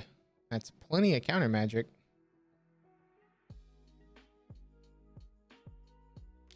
Swings for 8. No blocks.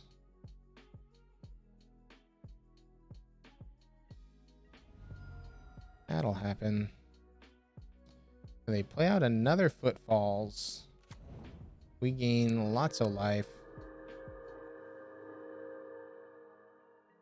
Now we go for the call.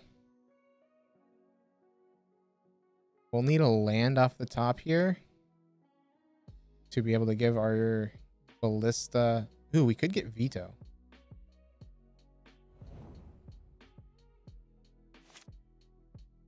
Okay, so we draw a land like we planned. You see, we're fine.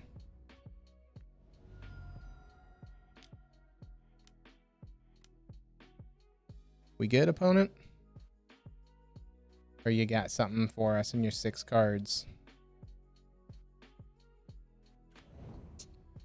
Neat. Go there.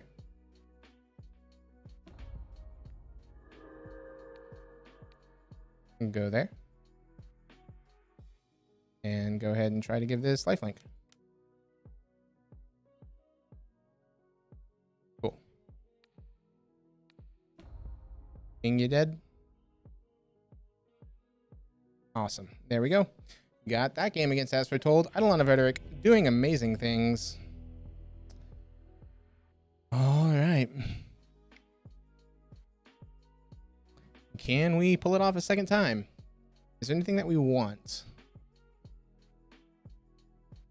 We did see the As Foretold, so we know that Skyclave isn't as bad.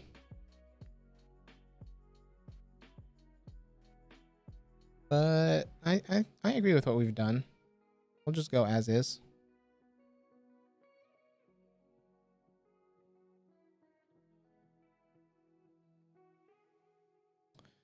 All right.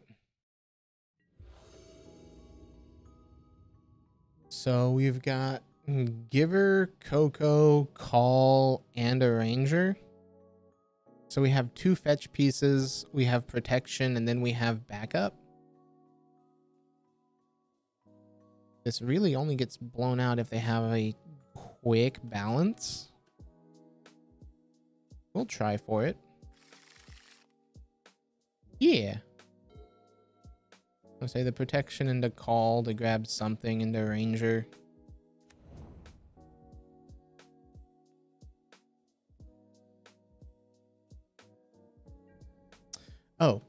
I also realized what the call's going to go get. It's going to go get the Eidolon of Rhetoric.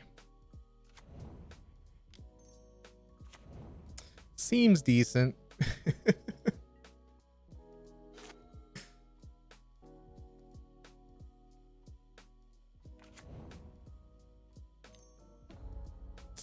They suspended Ancestral Visions and a Greater Gargadon. Okay, opponent. Tell me more. Spike Feeder there's not terrible. This shock it in Sego. Yeah, I mean if they have the As Foretold balance, then we get As Foretold balanced. But opponent has 5 in hand, so they'd be down to 3. We can live off of 3.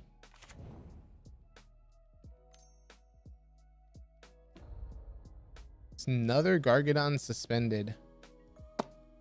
Okay, opponent.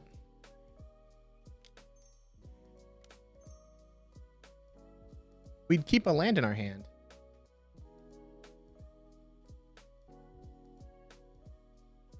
This Eidolon of Rhetoric.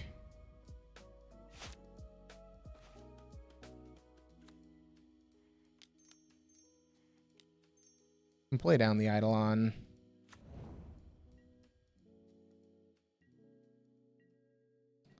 And we hold back, and then we have Coco here.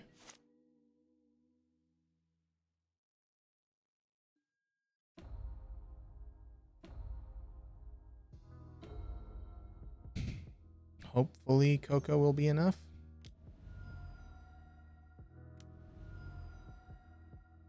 Anger of the Gods again.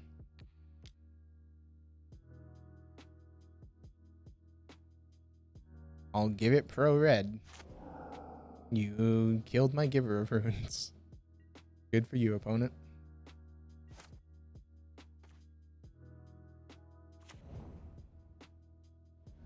Yep, this will be a draw go turn.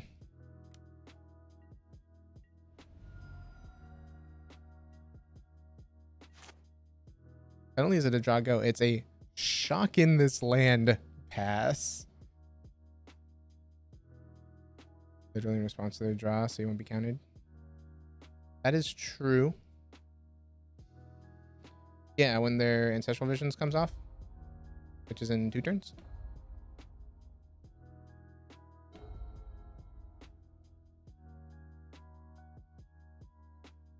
So we didn't even need to shock in there.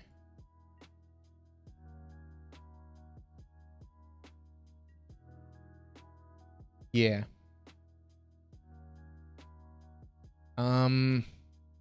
It's funny. We could Coco now, see if they counter it, and then Ranger to stop them from being able to play their visions and draw. I like this plan. Probably wrong. But we have the Rangers. Ooh, that is a whiff on the Coco.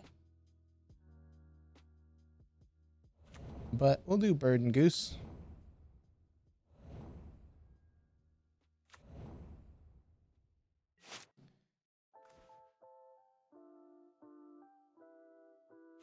Yeah, because now we do this. That'll be coming off this turn. I have to use food here to do champion. No, we don't shock. I also can't use... Can I undo that? Cool. I can't do champion and ranger because we have Eidolon out. So this will just be a ranger.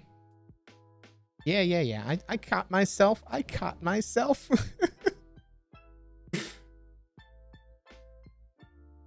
Say yes. We'll go get ballista here.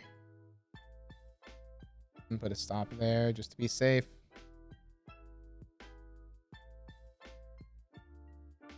Make it so they don't get to draw. As bolt. Sure. Bolt my ranger. Meaning they get to draw 3. How good for them. That's their spell for the turn.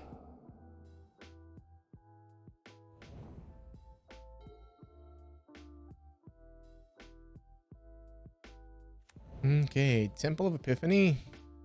And then they have 4 lands, so they are almost to the point where they can Gargadon. Does Gargadon have trample? Or is it just haste? Does not have trample. Cool. So these auriok champions gonna be pretty good.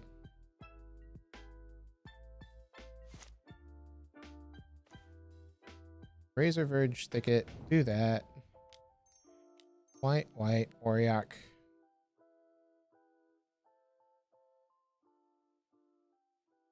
If opponent has the remand, they have it. I guess we could have made food there, couldn't we?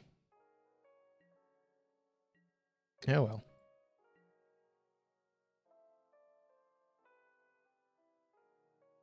We've just got more mana than what we know what to do with.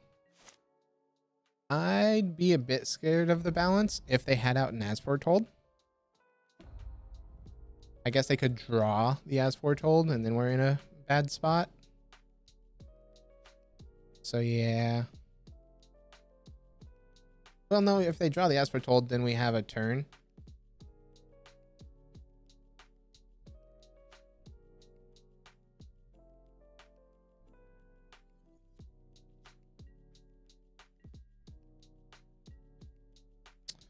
Let's make ourselves a food token. Let's eat a food.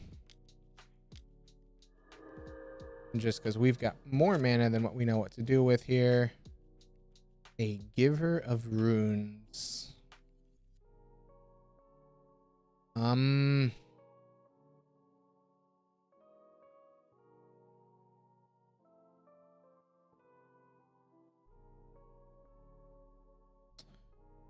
Ballista on 4? And just start beating face with a 4/4?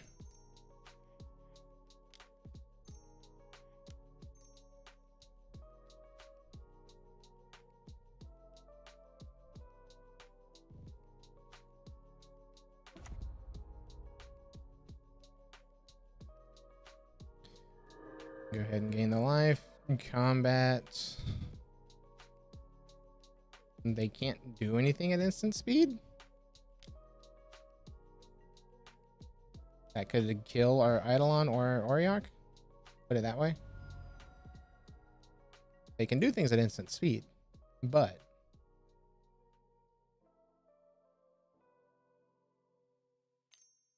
I guess tapping the Auriok down there is incorrect. Because now they get a Gargadon down. They bolt the Goose. Okay, Goose goes by.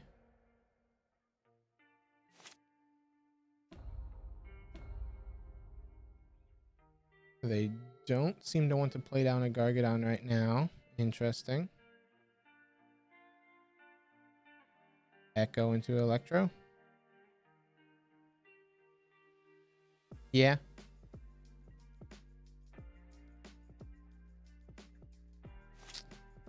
Upkeep, we draw land. We're gonna hold that. I guess at this point it's second Ranger to stop them from being able to do things, and then pump with Ballista.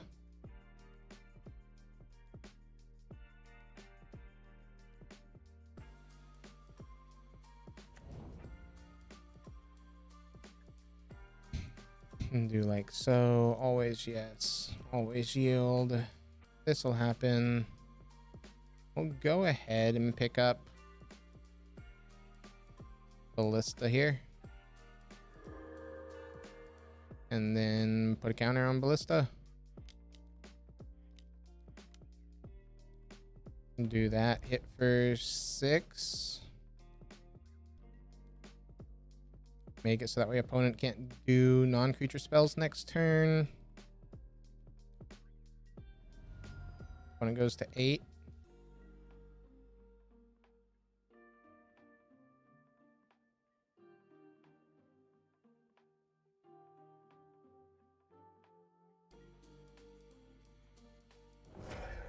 Go ahead and get rid of Ranger. So only thing opponent could do would be sacrifice lands to play down a Gargadon here.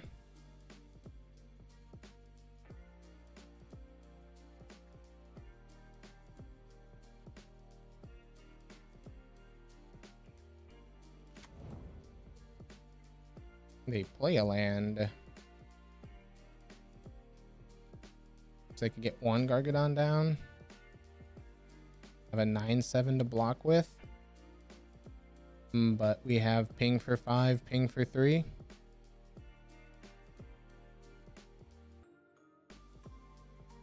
So opponent would have to have counter magic here.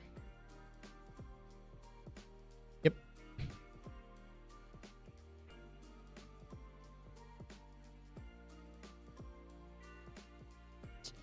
We're just waiting for the turn at this point.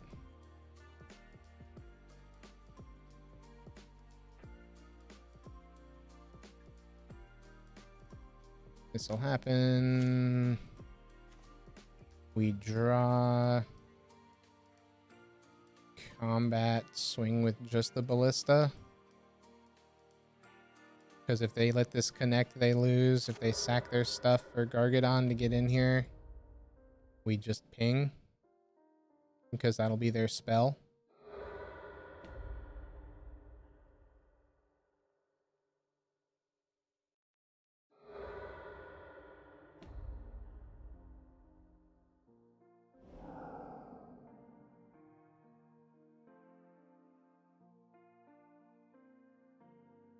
That's their spell. We gain a life here. Let them try to block it.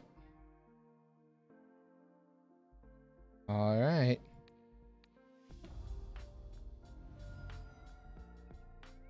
This, remove. Remove. Remove. You're down to 4, down to 3. That'll happen. The shock in because we can do ballista on 8 or on 4. And opponents played their spell. So we get to keep the ballista around. And we don't even get to click. Opponent concedes. There we go. Taking it against Electro Balance. That's a fun one. 2 and 1. Man, these are long. Let's see if we can't get that Abzan 5-0, aka 3-2. Okay. Interesting.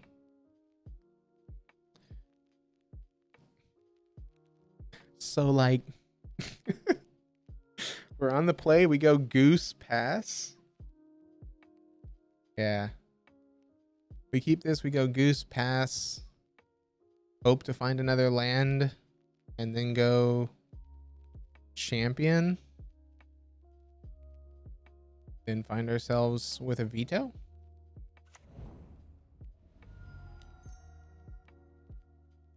Hope opponent doesn't have any counter magic.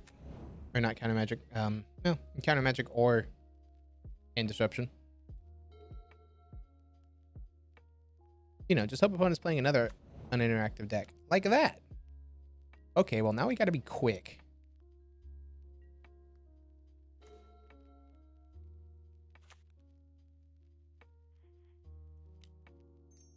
So play out the champion. Play out bird. Gain ourselves a life. Yes, and then we'll have to do trigger next time.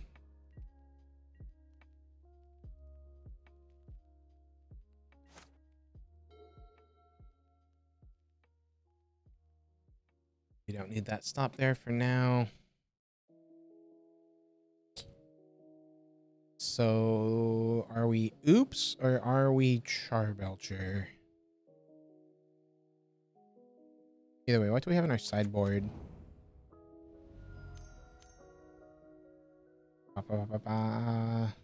Revoker. That's it. Oh, are we dead on turn 2? No, we just have to deal with a blood moon. Okay. We're fine. We just need a land. There we go. See, we're fine. Vito. Always yes. Always yield. This save target. And yield. And white giver runes. Opponent's down to 15.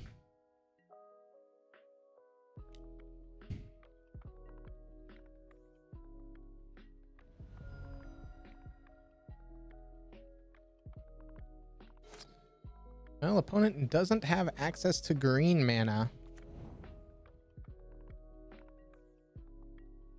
Or black mana for that matter. Spike Feeder.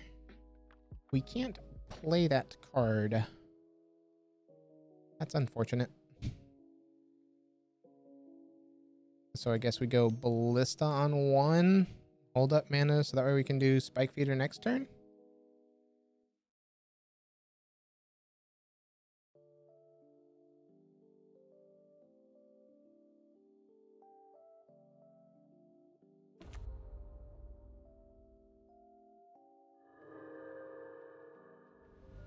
Opponent's down to 13. Turn those two sideways. Keep up Giver as a way to give protection. Opponent goes down to 12 or 11. I can't math. Hey, what's up, bunny? How you doing? We do this. We pass. And here comes Starbelcher. Valakut Awakening. Sure. Been small brand. Understandable. Trying to figure out how to deck. Understandable.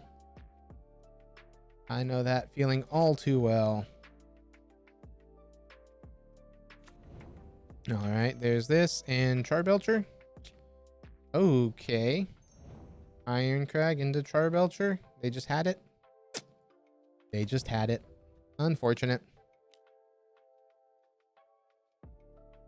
Do they have 22? Yeah. Okay. Cool. There we go. So we're facing Belcher. Cancel that concession. They've already won. So we want Revoker. Eidolon shuts off them from doing that shenanigans stuff.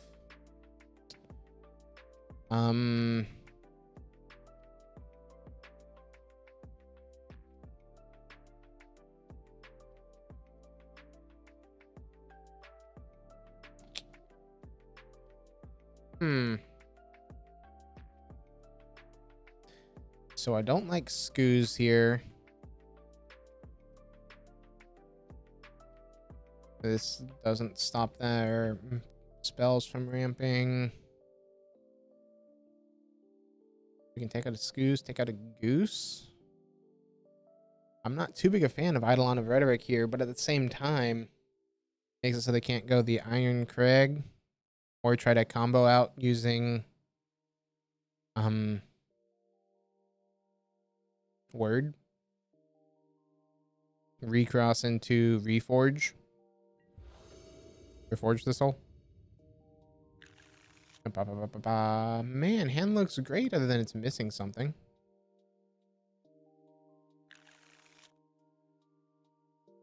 And sure, we keep this. This is a turn 4.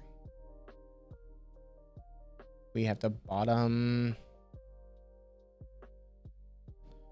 the Skyclave.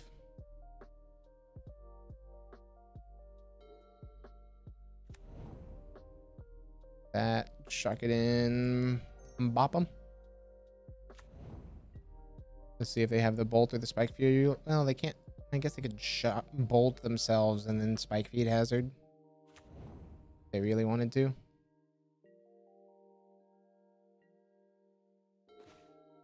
That you.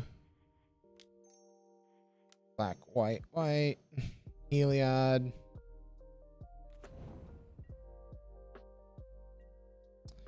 And now we'll have Auriok Champion plus call to get the call. Unless opponent has Ritual into Blood Moon. No, that's not a ritual. That's just Manamorphose. Red ritual blood moon. The Simeon. They just had the turn too.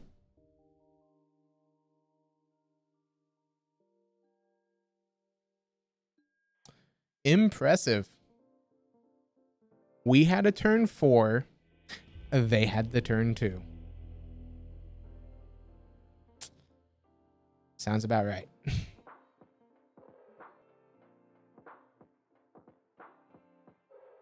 I mean. No. We wouldn't have been able to combo that turn. But we would have been set up. Unfortunate. 2-2. Let's see if we can't end this positive. Man, look at that. The hand has everything we want. Other than one of the key parts of Magic. You know, if this is Hearthstone, we'd snap this hand keep.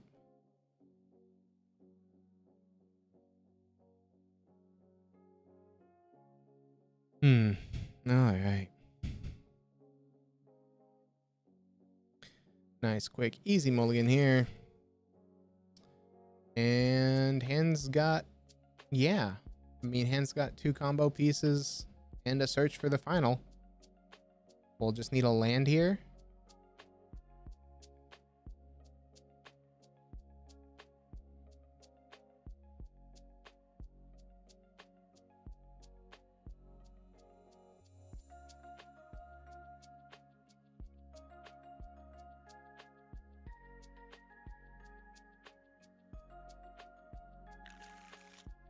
We will keep, and we'll bottom a ranger.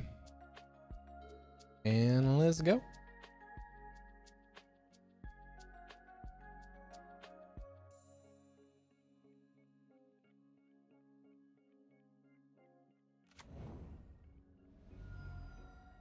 Stomping Grounds. Wait. We're straight up facing a Valakut deck, not one of these degenerate decks that use Valakut as a win condition, but have 0 mountains. We're straight up facing Scape Shift? Titan Shift? What? Falling backwards in time. I will gladly take this because I love Titan Shift as a deck.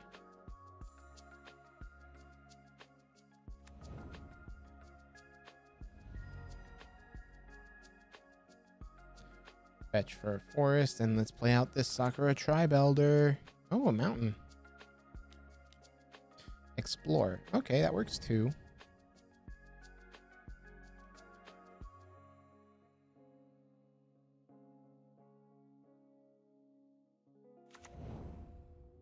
Ew, Field of the Dead. Opponent, you had me rooting for you, and then you played that card. This, we'll go ahead and shock it in and drop out this Heliod. Wonder if our opponent can beat Infinite Life.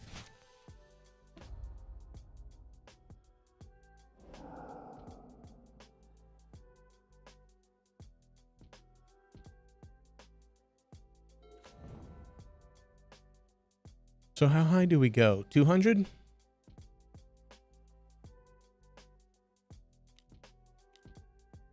There's the Tribe Elder.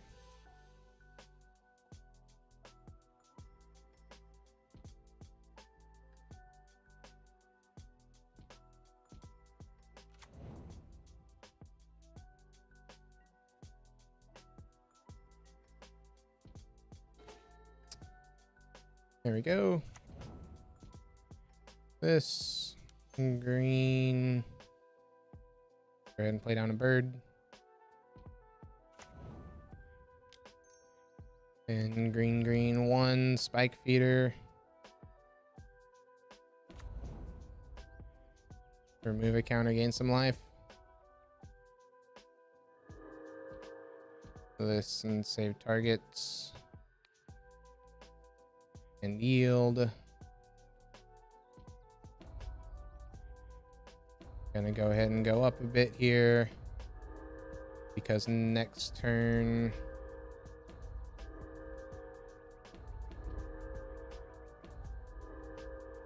I don't know how much damage they can deal, so we'll just go to a solid 200 here. Sorry for all the noises that it's making.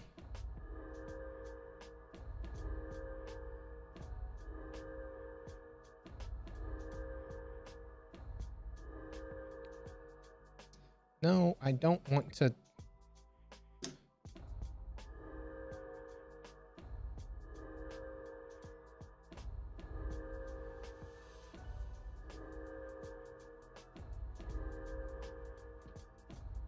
This way we're just not dead to a Valakut. The Valakut has to kill the spike feeder, and then we can do other things.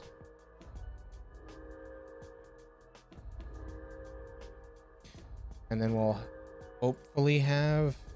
I mean, we'll have the Auriok champion plus the Ranger.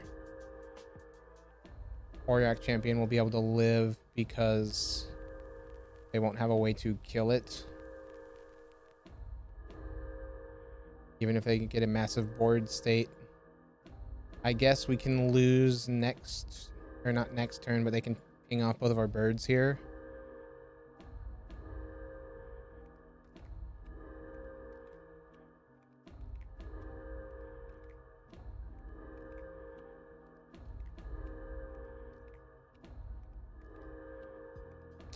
They ping both of our birds. We then can't go Auriok plus Ranger.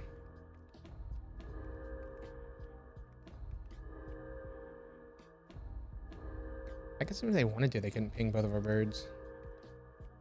Because they'd only get 2 triggers. Yeah, they could get 4. No. I don't have enough.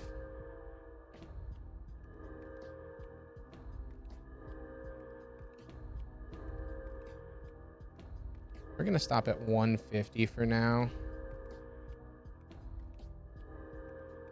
And just let the opponent have their way. 150 feels high enough for what our hand is to be able to do things.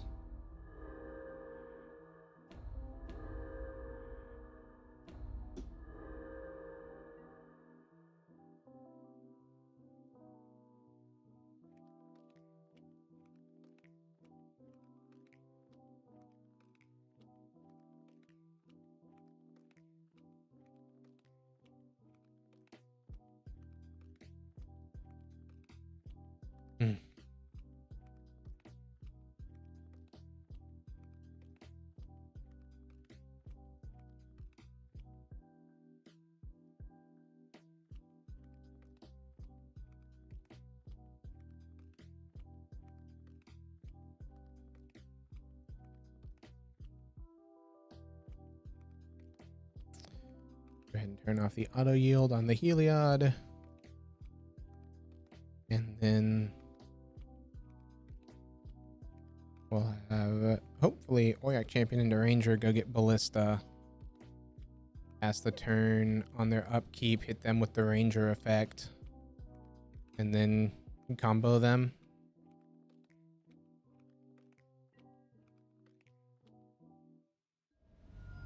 One goes down to 16.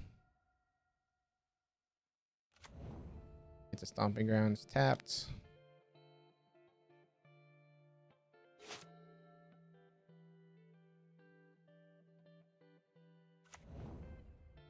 And so they can play out prime time. If they don't, they lose. White Auriok champion. White take one. Play out this Ranger. Go get. Set a stop on opponent's turn there. Do this. Heliod is now on the line. Do this. Get ballista. Gain a life. Put a counter on Auriok champion.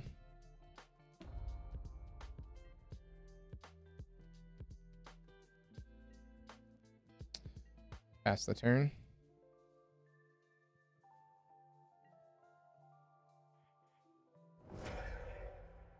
Make it so opponent can't cast non-creature spells.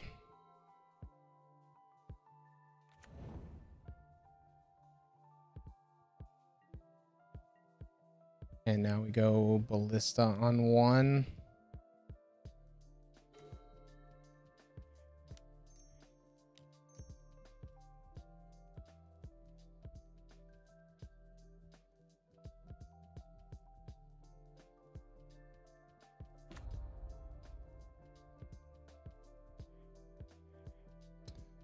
Do this, say yes. Heliod, save targets on ballista. And now lifelink.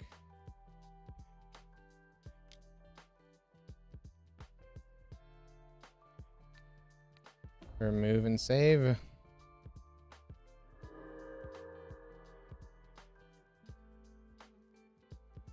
Always yield there.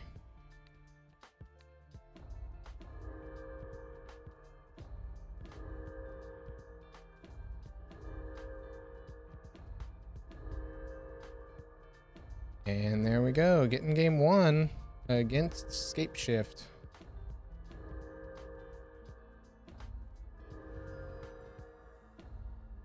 Opponent making us play it out, that's fine. Just means that we make them play out the Scape Shift stuff. If they combo.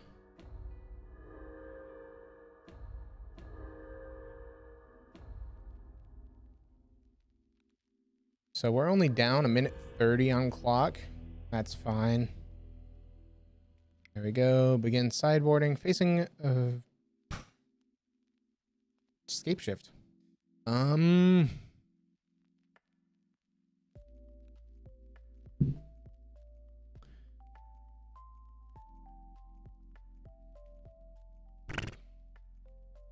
Forge Tinder doesn't look too good from the aspect of Valakut's colorless, not red.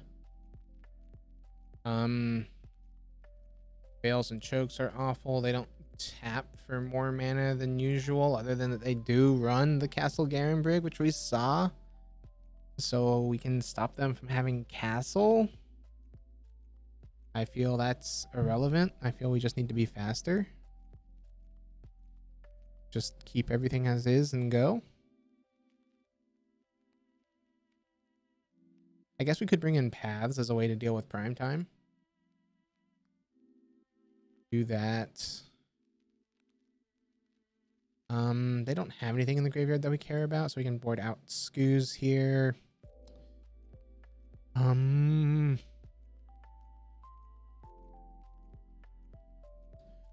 don't have a lot that targets.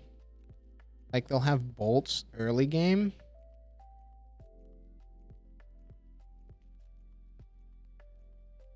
But that's it. I guess Skyclave doesn't hit a lot here either, so we'll shave on 1 Skyclave, 1 Giver for the 3 paths.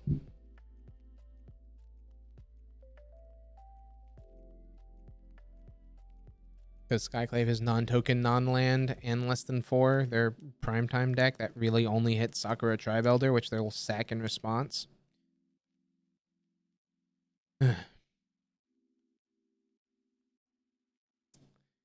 Playing for all the marbles here.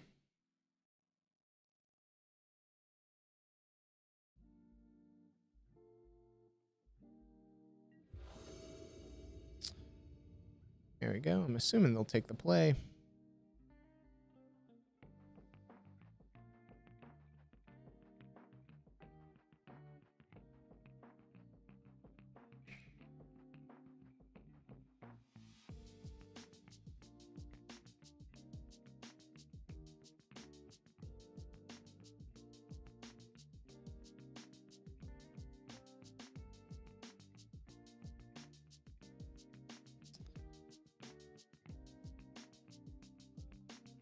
Opponent's also hitting us with that 61 card special. This will be fun.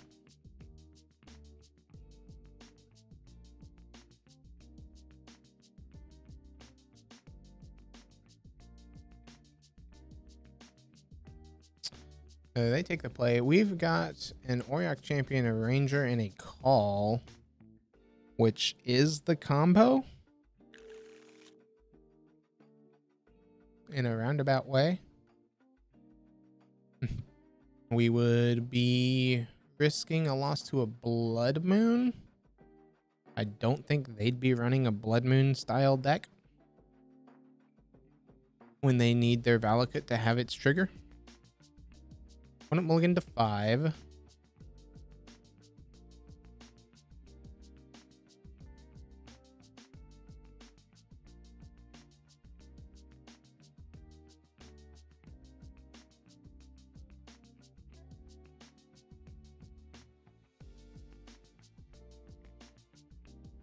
They mulligan to 4.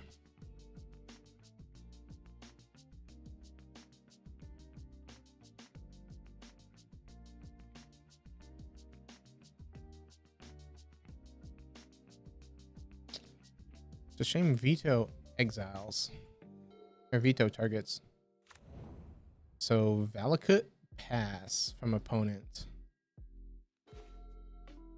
Marsh flats from us. Temple Garden tapped pass turn.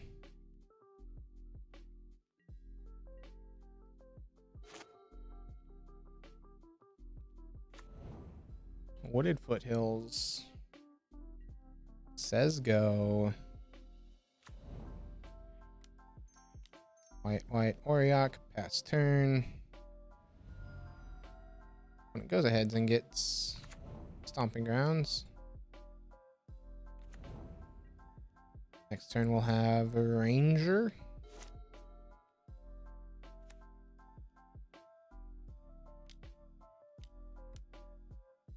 Dryad of the Elysian Grove.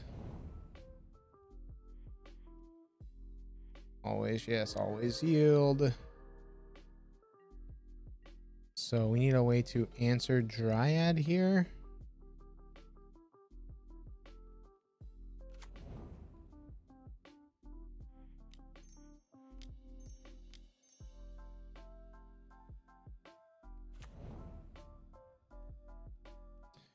Go ahead, do this, get ourselves a walking ballista. One has got 2 cards in hand.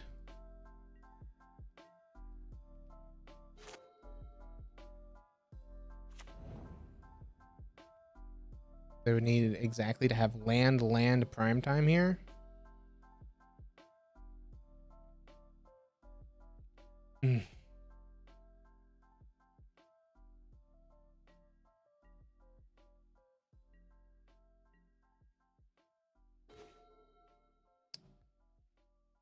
So plains, giver, goose,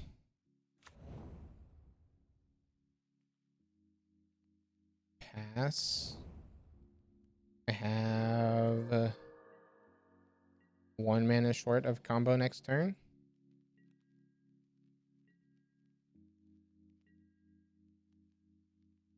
One mana short.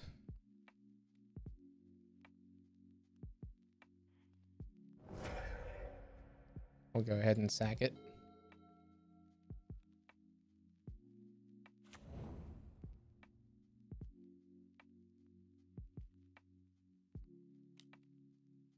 All right, so they have the prime time,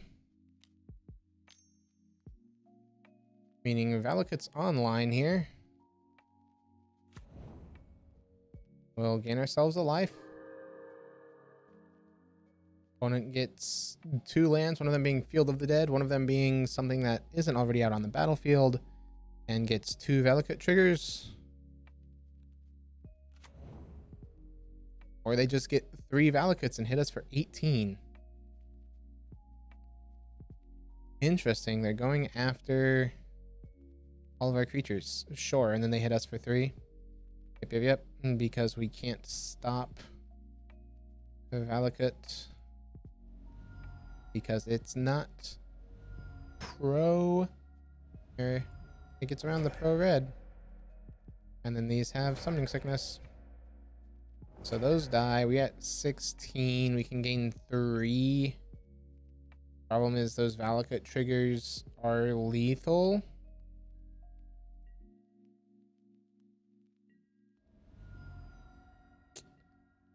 All right. And we have the call. We get to go get the Heliod.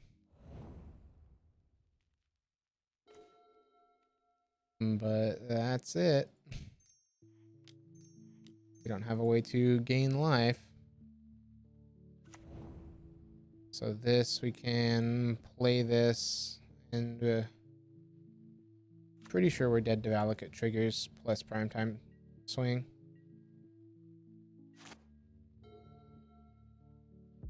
Unfortunate.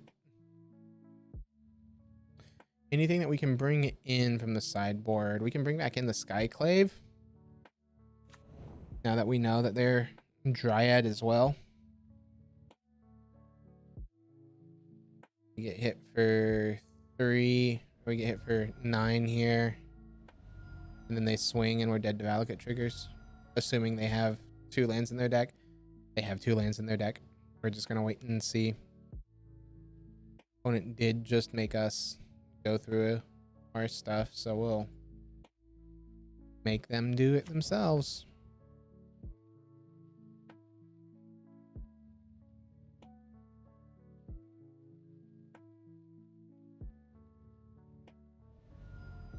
And there we go. Opponent's only ahead on us by 12 seconds. No, 8. 8 seconds. Yeah. Skyclave, get in here. Bird, get out. Coco. We're not really going to be getting to 4 mana to Coco. Probably.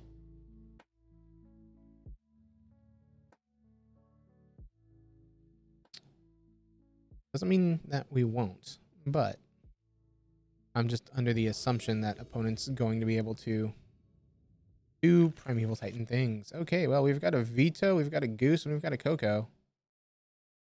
Sure. And a call. Meaning we're only missing 1 combo piece.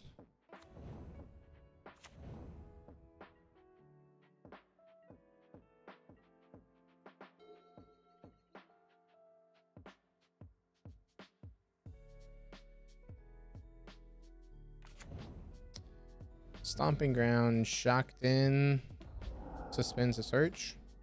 Okay. Looks like a slightly slower start for our opponent.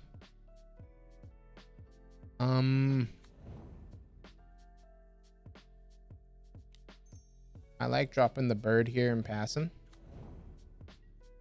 Gives us 5 mana next turn. We can't really utilize 5 mana, but we'll have it.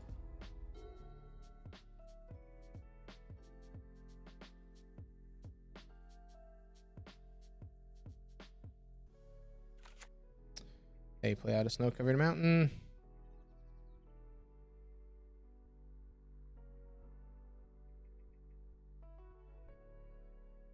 Beauty of this line is it allows double bolt is our only real loss there. You this, that. In step, we'll go ahead and get Godless Shrine here.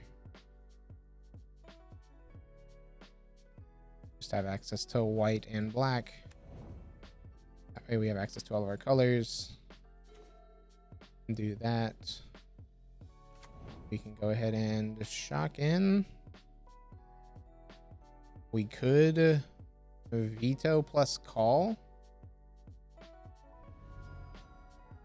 I like shocking in, playing bird and saying go. That way we can Coco on their instep, see what our Coco hits.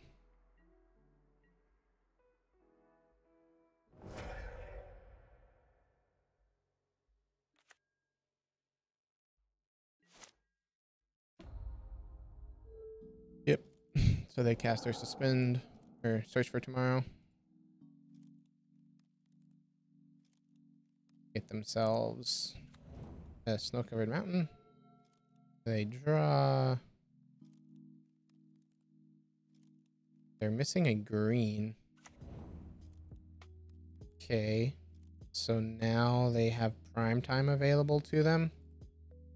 Ideally, what we want here is we want to see Heliod Spike Feeder off of this Coco. Anger. Okay. We're gonna go like this. Like this. Like this, like this. Let the anger resolve.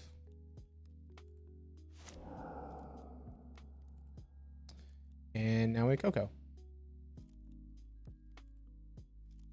That's a terrible collected company.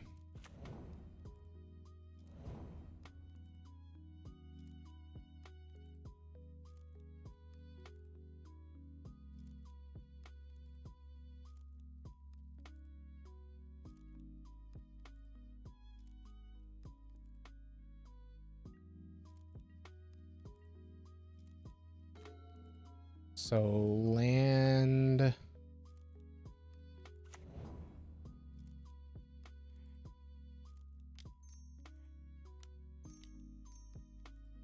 So we'll go ahead and play out the Vito here.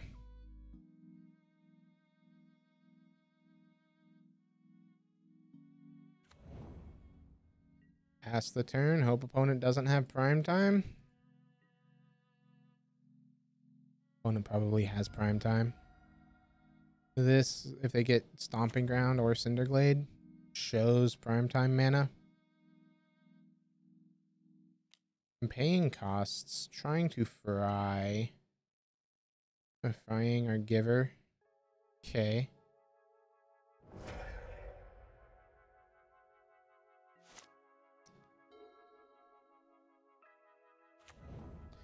Valakut tapped. Coco off the top, win game? Nope. Unfortunate.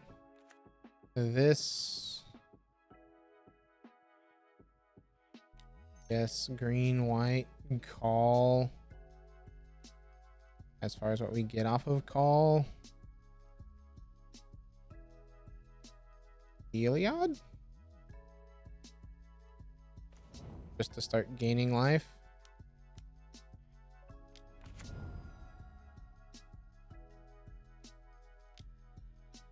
Next turn we have give lifelink, get in for one.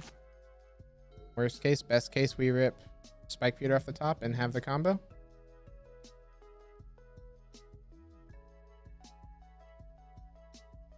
We're hoping that they brick one time. Let's see if they do.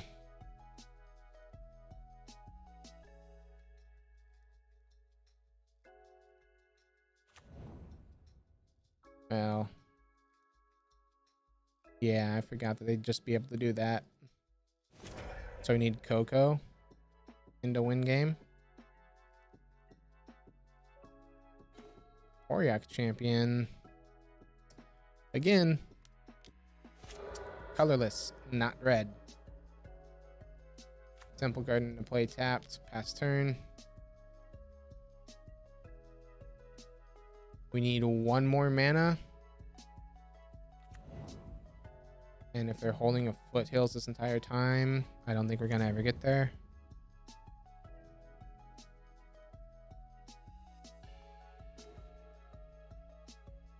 Canopy, crack canopy.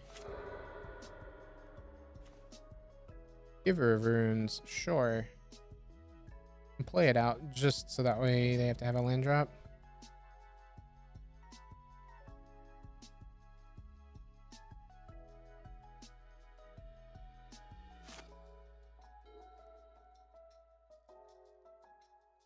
So they've got two reactive answers here. The three. At this point, we're just waiting on them to play a prime time to combo us to death. With 3 Valakut triggers primed and ready. That is 9 damage to our face, making us down to 5. So 1 prime time, or just casting prime time's lethal.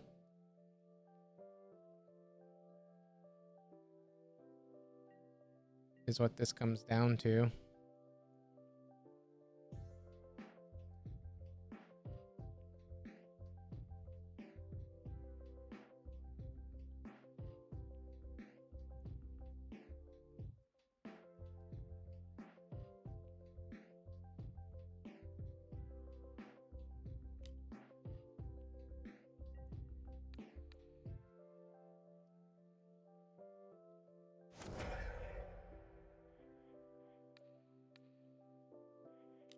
I've got mana.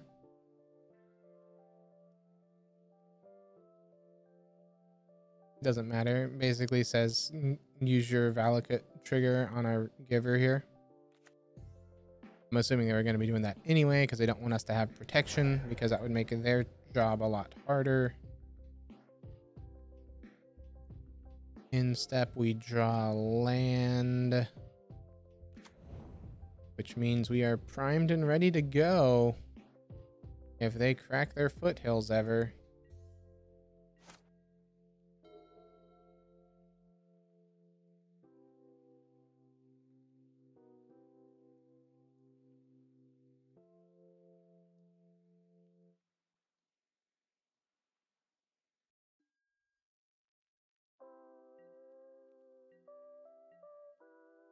Okay. We'll play that out and pass the turn.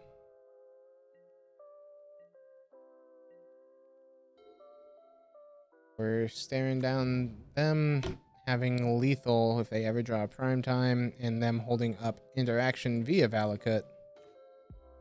Spike feeder, that's a fun one.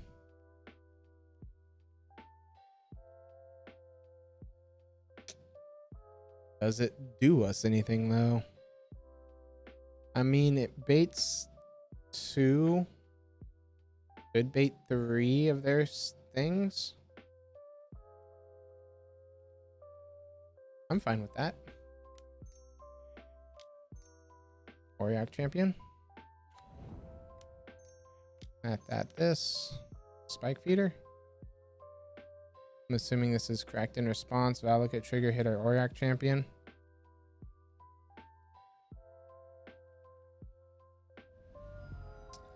Yep, opponent goes down to 15 and kills our Auriok champion here. Valakut trigger hits Auriok. Sounds good. Spike feeder enters. And we will pass.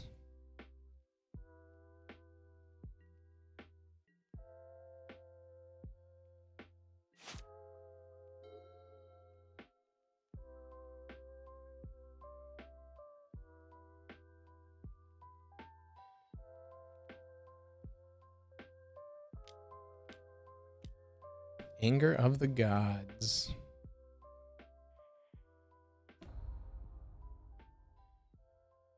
Are you going to let me go infinite a bit here, or are you going to crack our wooded foothills in response?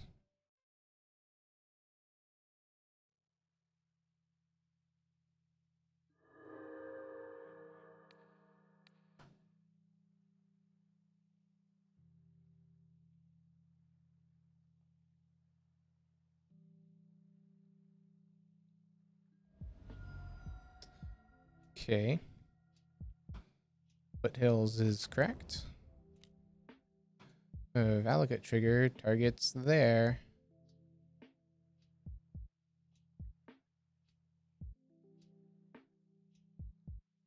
I would like to be able to gain a bit more life here.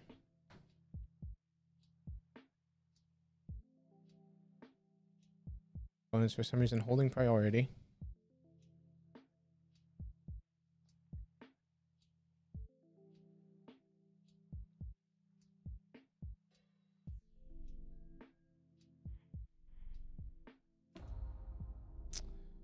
Gain that last bit of life.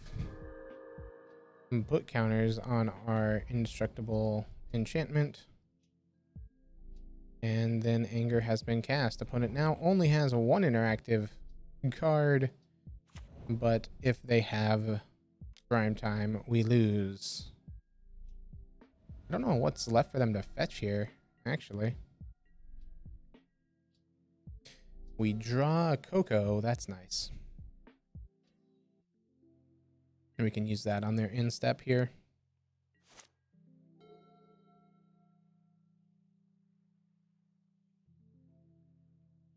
One has got 3 in hand.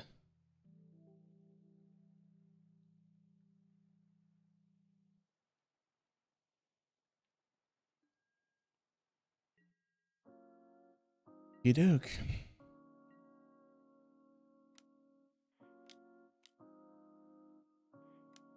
And Cocoa time. We hit a ranger and an auriok. How beautiful.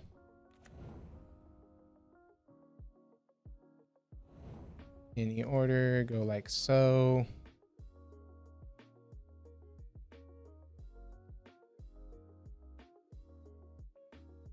And that'll do it.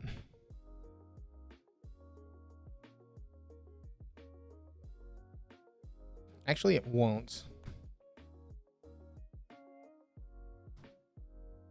I mean, I say it won't. We gain a good amount of life here. Using walking ballista.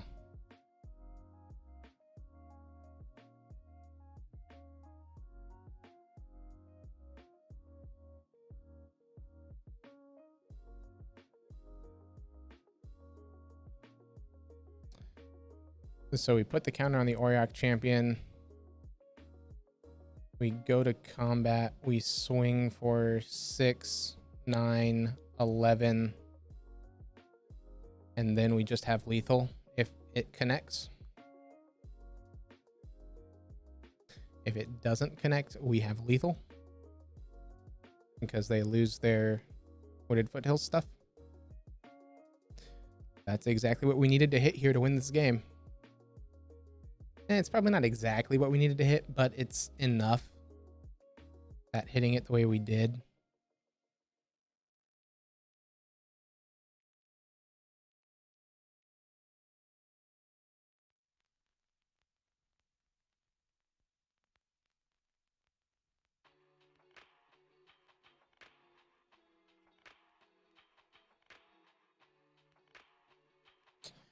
Opponent's deciding here, trying to figure out a way out.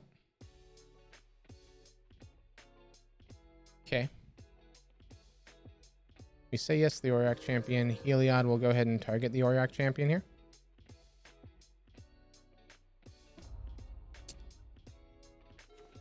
We draw more stuff. Fun.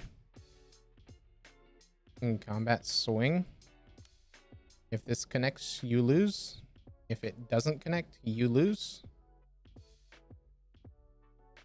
I guess that's not true. If they have bolt, they're fine.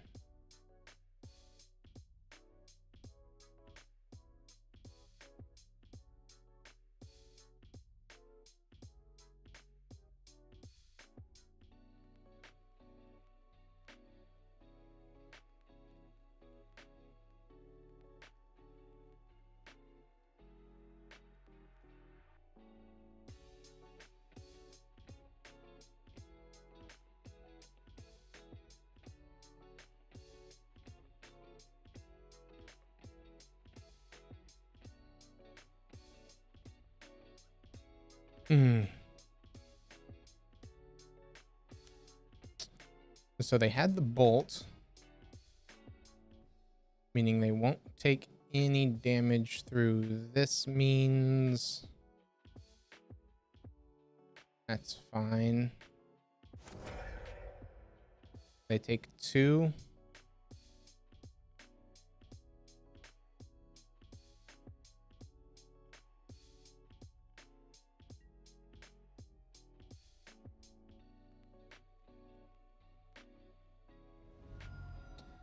And now if we ever go to give Ballista lifelink, opponent kills it in response. This forces them to kind of try to do it now.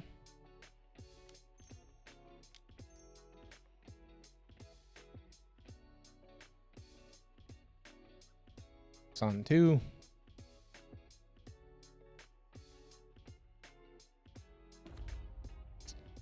Yep. Auriok resolves, say yes. Heliod Target's there. And now it's a matter of who flinches first.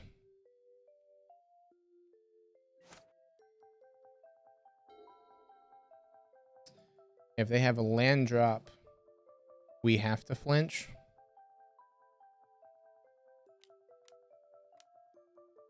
Search for tomorrow. Go ahead and try to give it lifelink.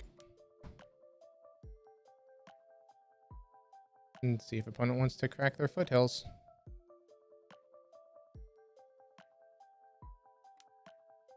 As bolt.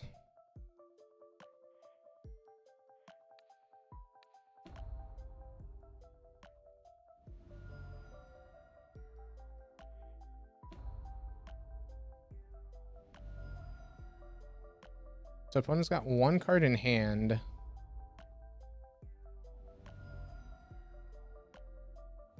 But they're at 9. They get a basic land here. Valakut gets to shoot. Probably the Auriok champion. Yep. At this point, we just need a creature that gets to live past their Valakut.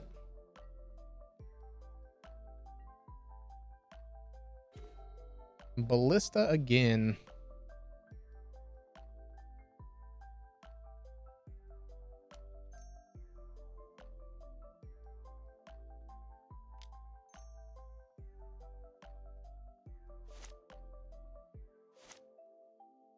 Yeah, we'll hold.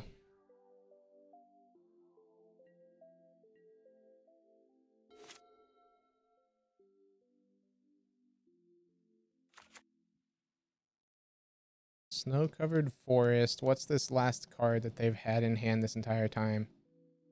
Scape shift? Well.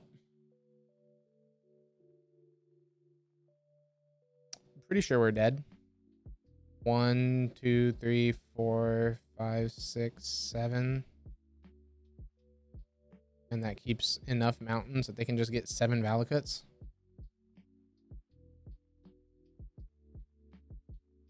Meaning we should have gone for it with the Ballista and the Heliod because they had a land in hand and not scape shift. Unfortunate. That's what we get for playing passively. We should have gone for it there.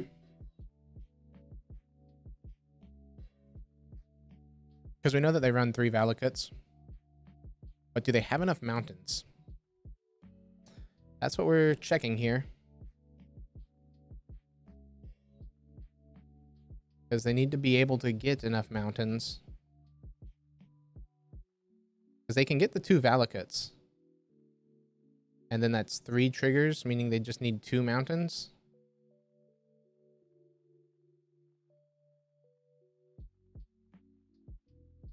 So 2 Valakuts, 1 mountain, 2nd mountain here. They sack 1 more, and then they have the Wooded Foothills still in response.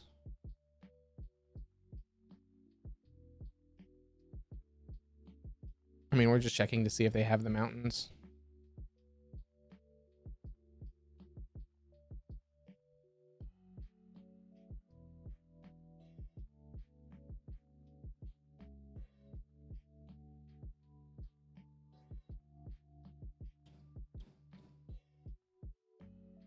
This only leaves them with 4.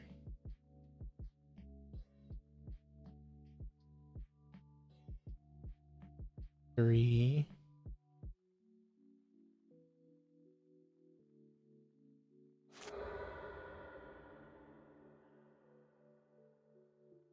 So 4 mountains.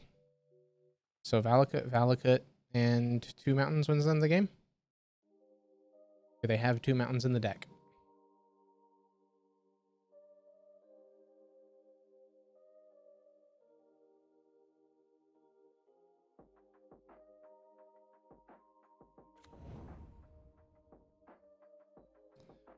All right, that is 6 Valakut triggers. Tap like so and concede. Unfortunate. 2-3.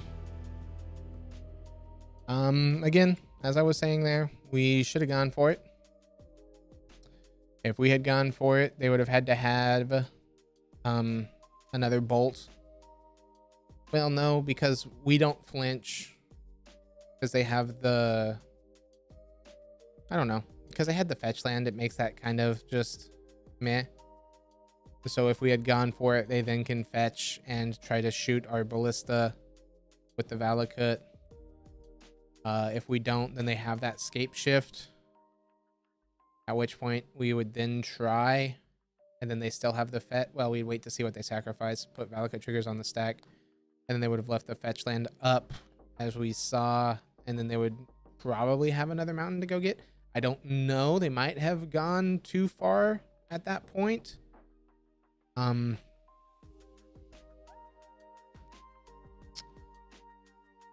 But deck felt strong. I liked it.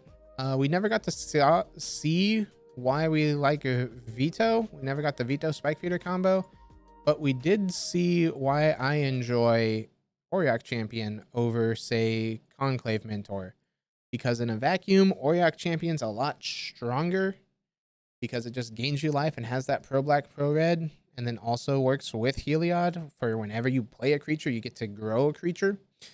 Whereas Conclave Mentor only works with Spike Feeder and Walking Ballista to put more counters on those two cards. None of the other cards in your deck gain those +1/+1 counters, so I definitely feel the Auriok Champion over Conclave Mentor.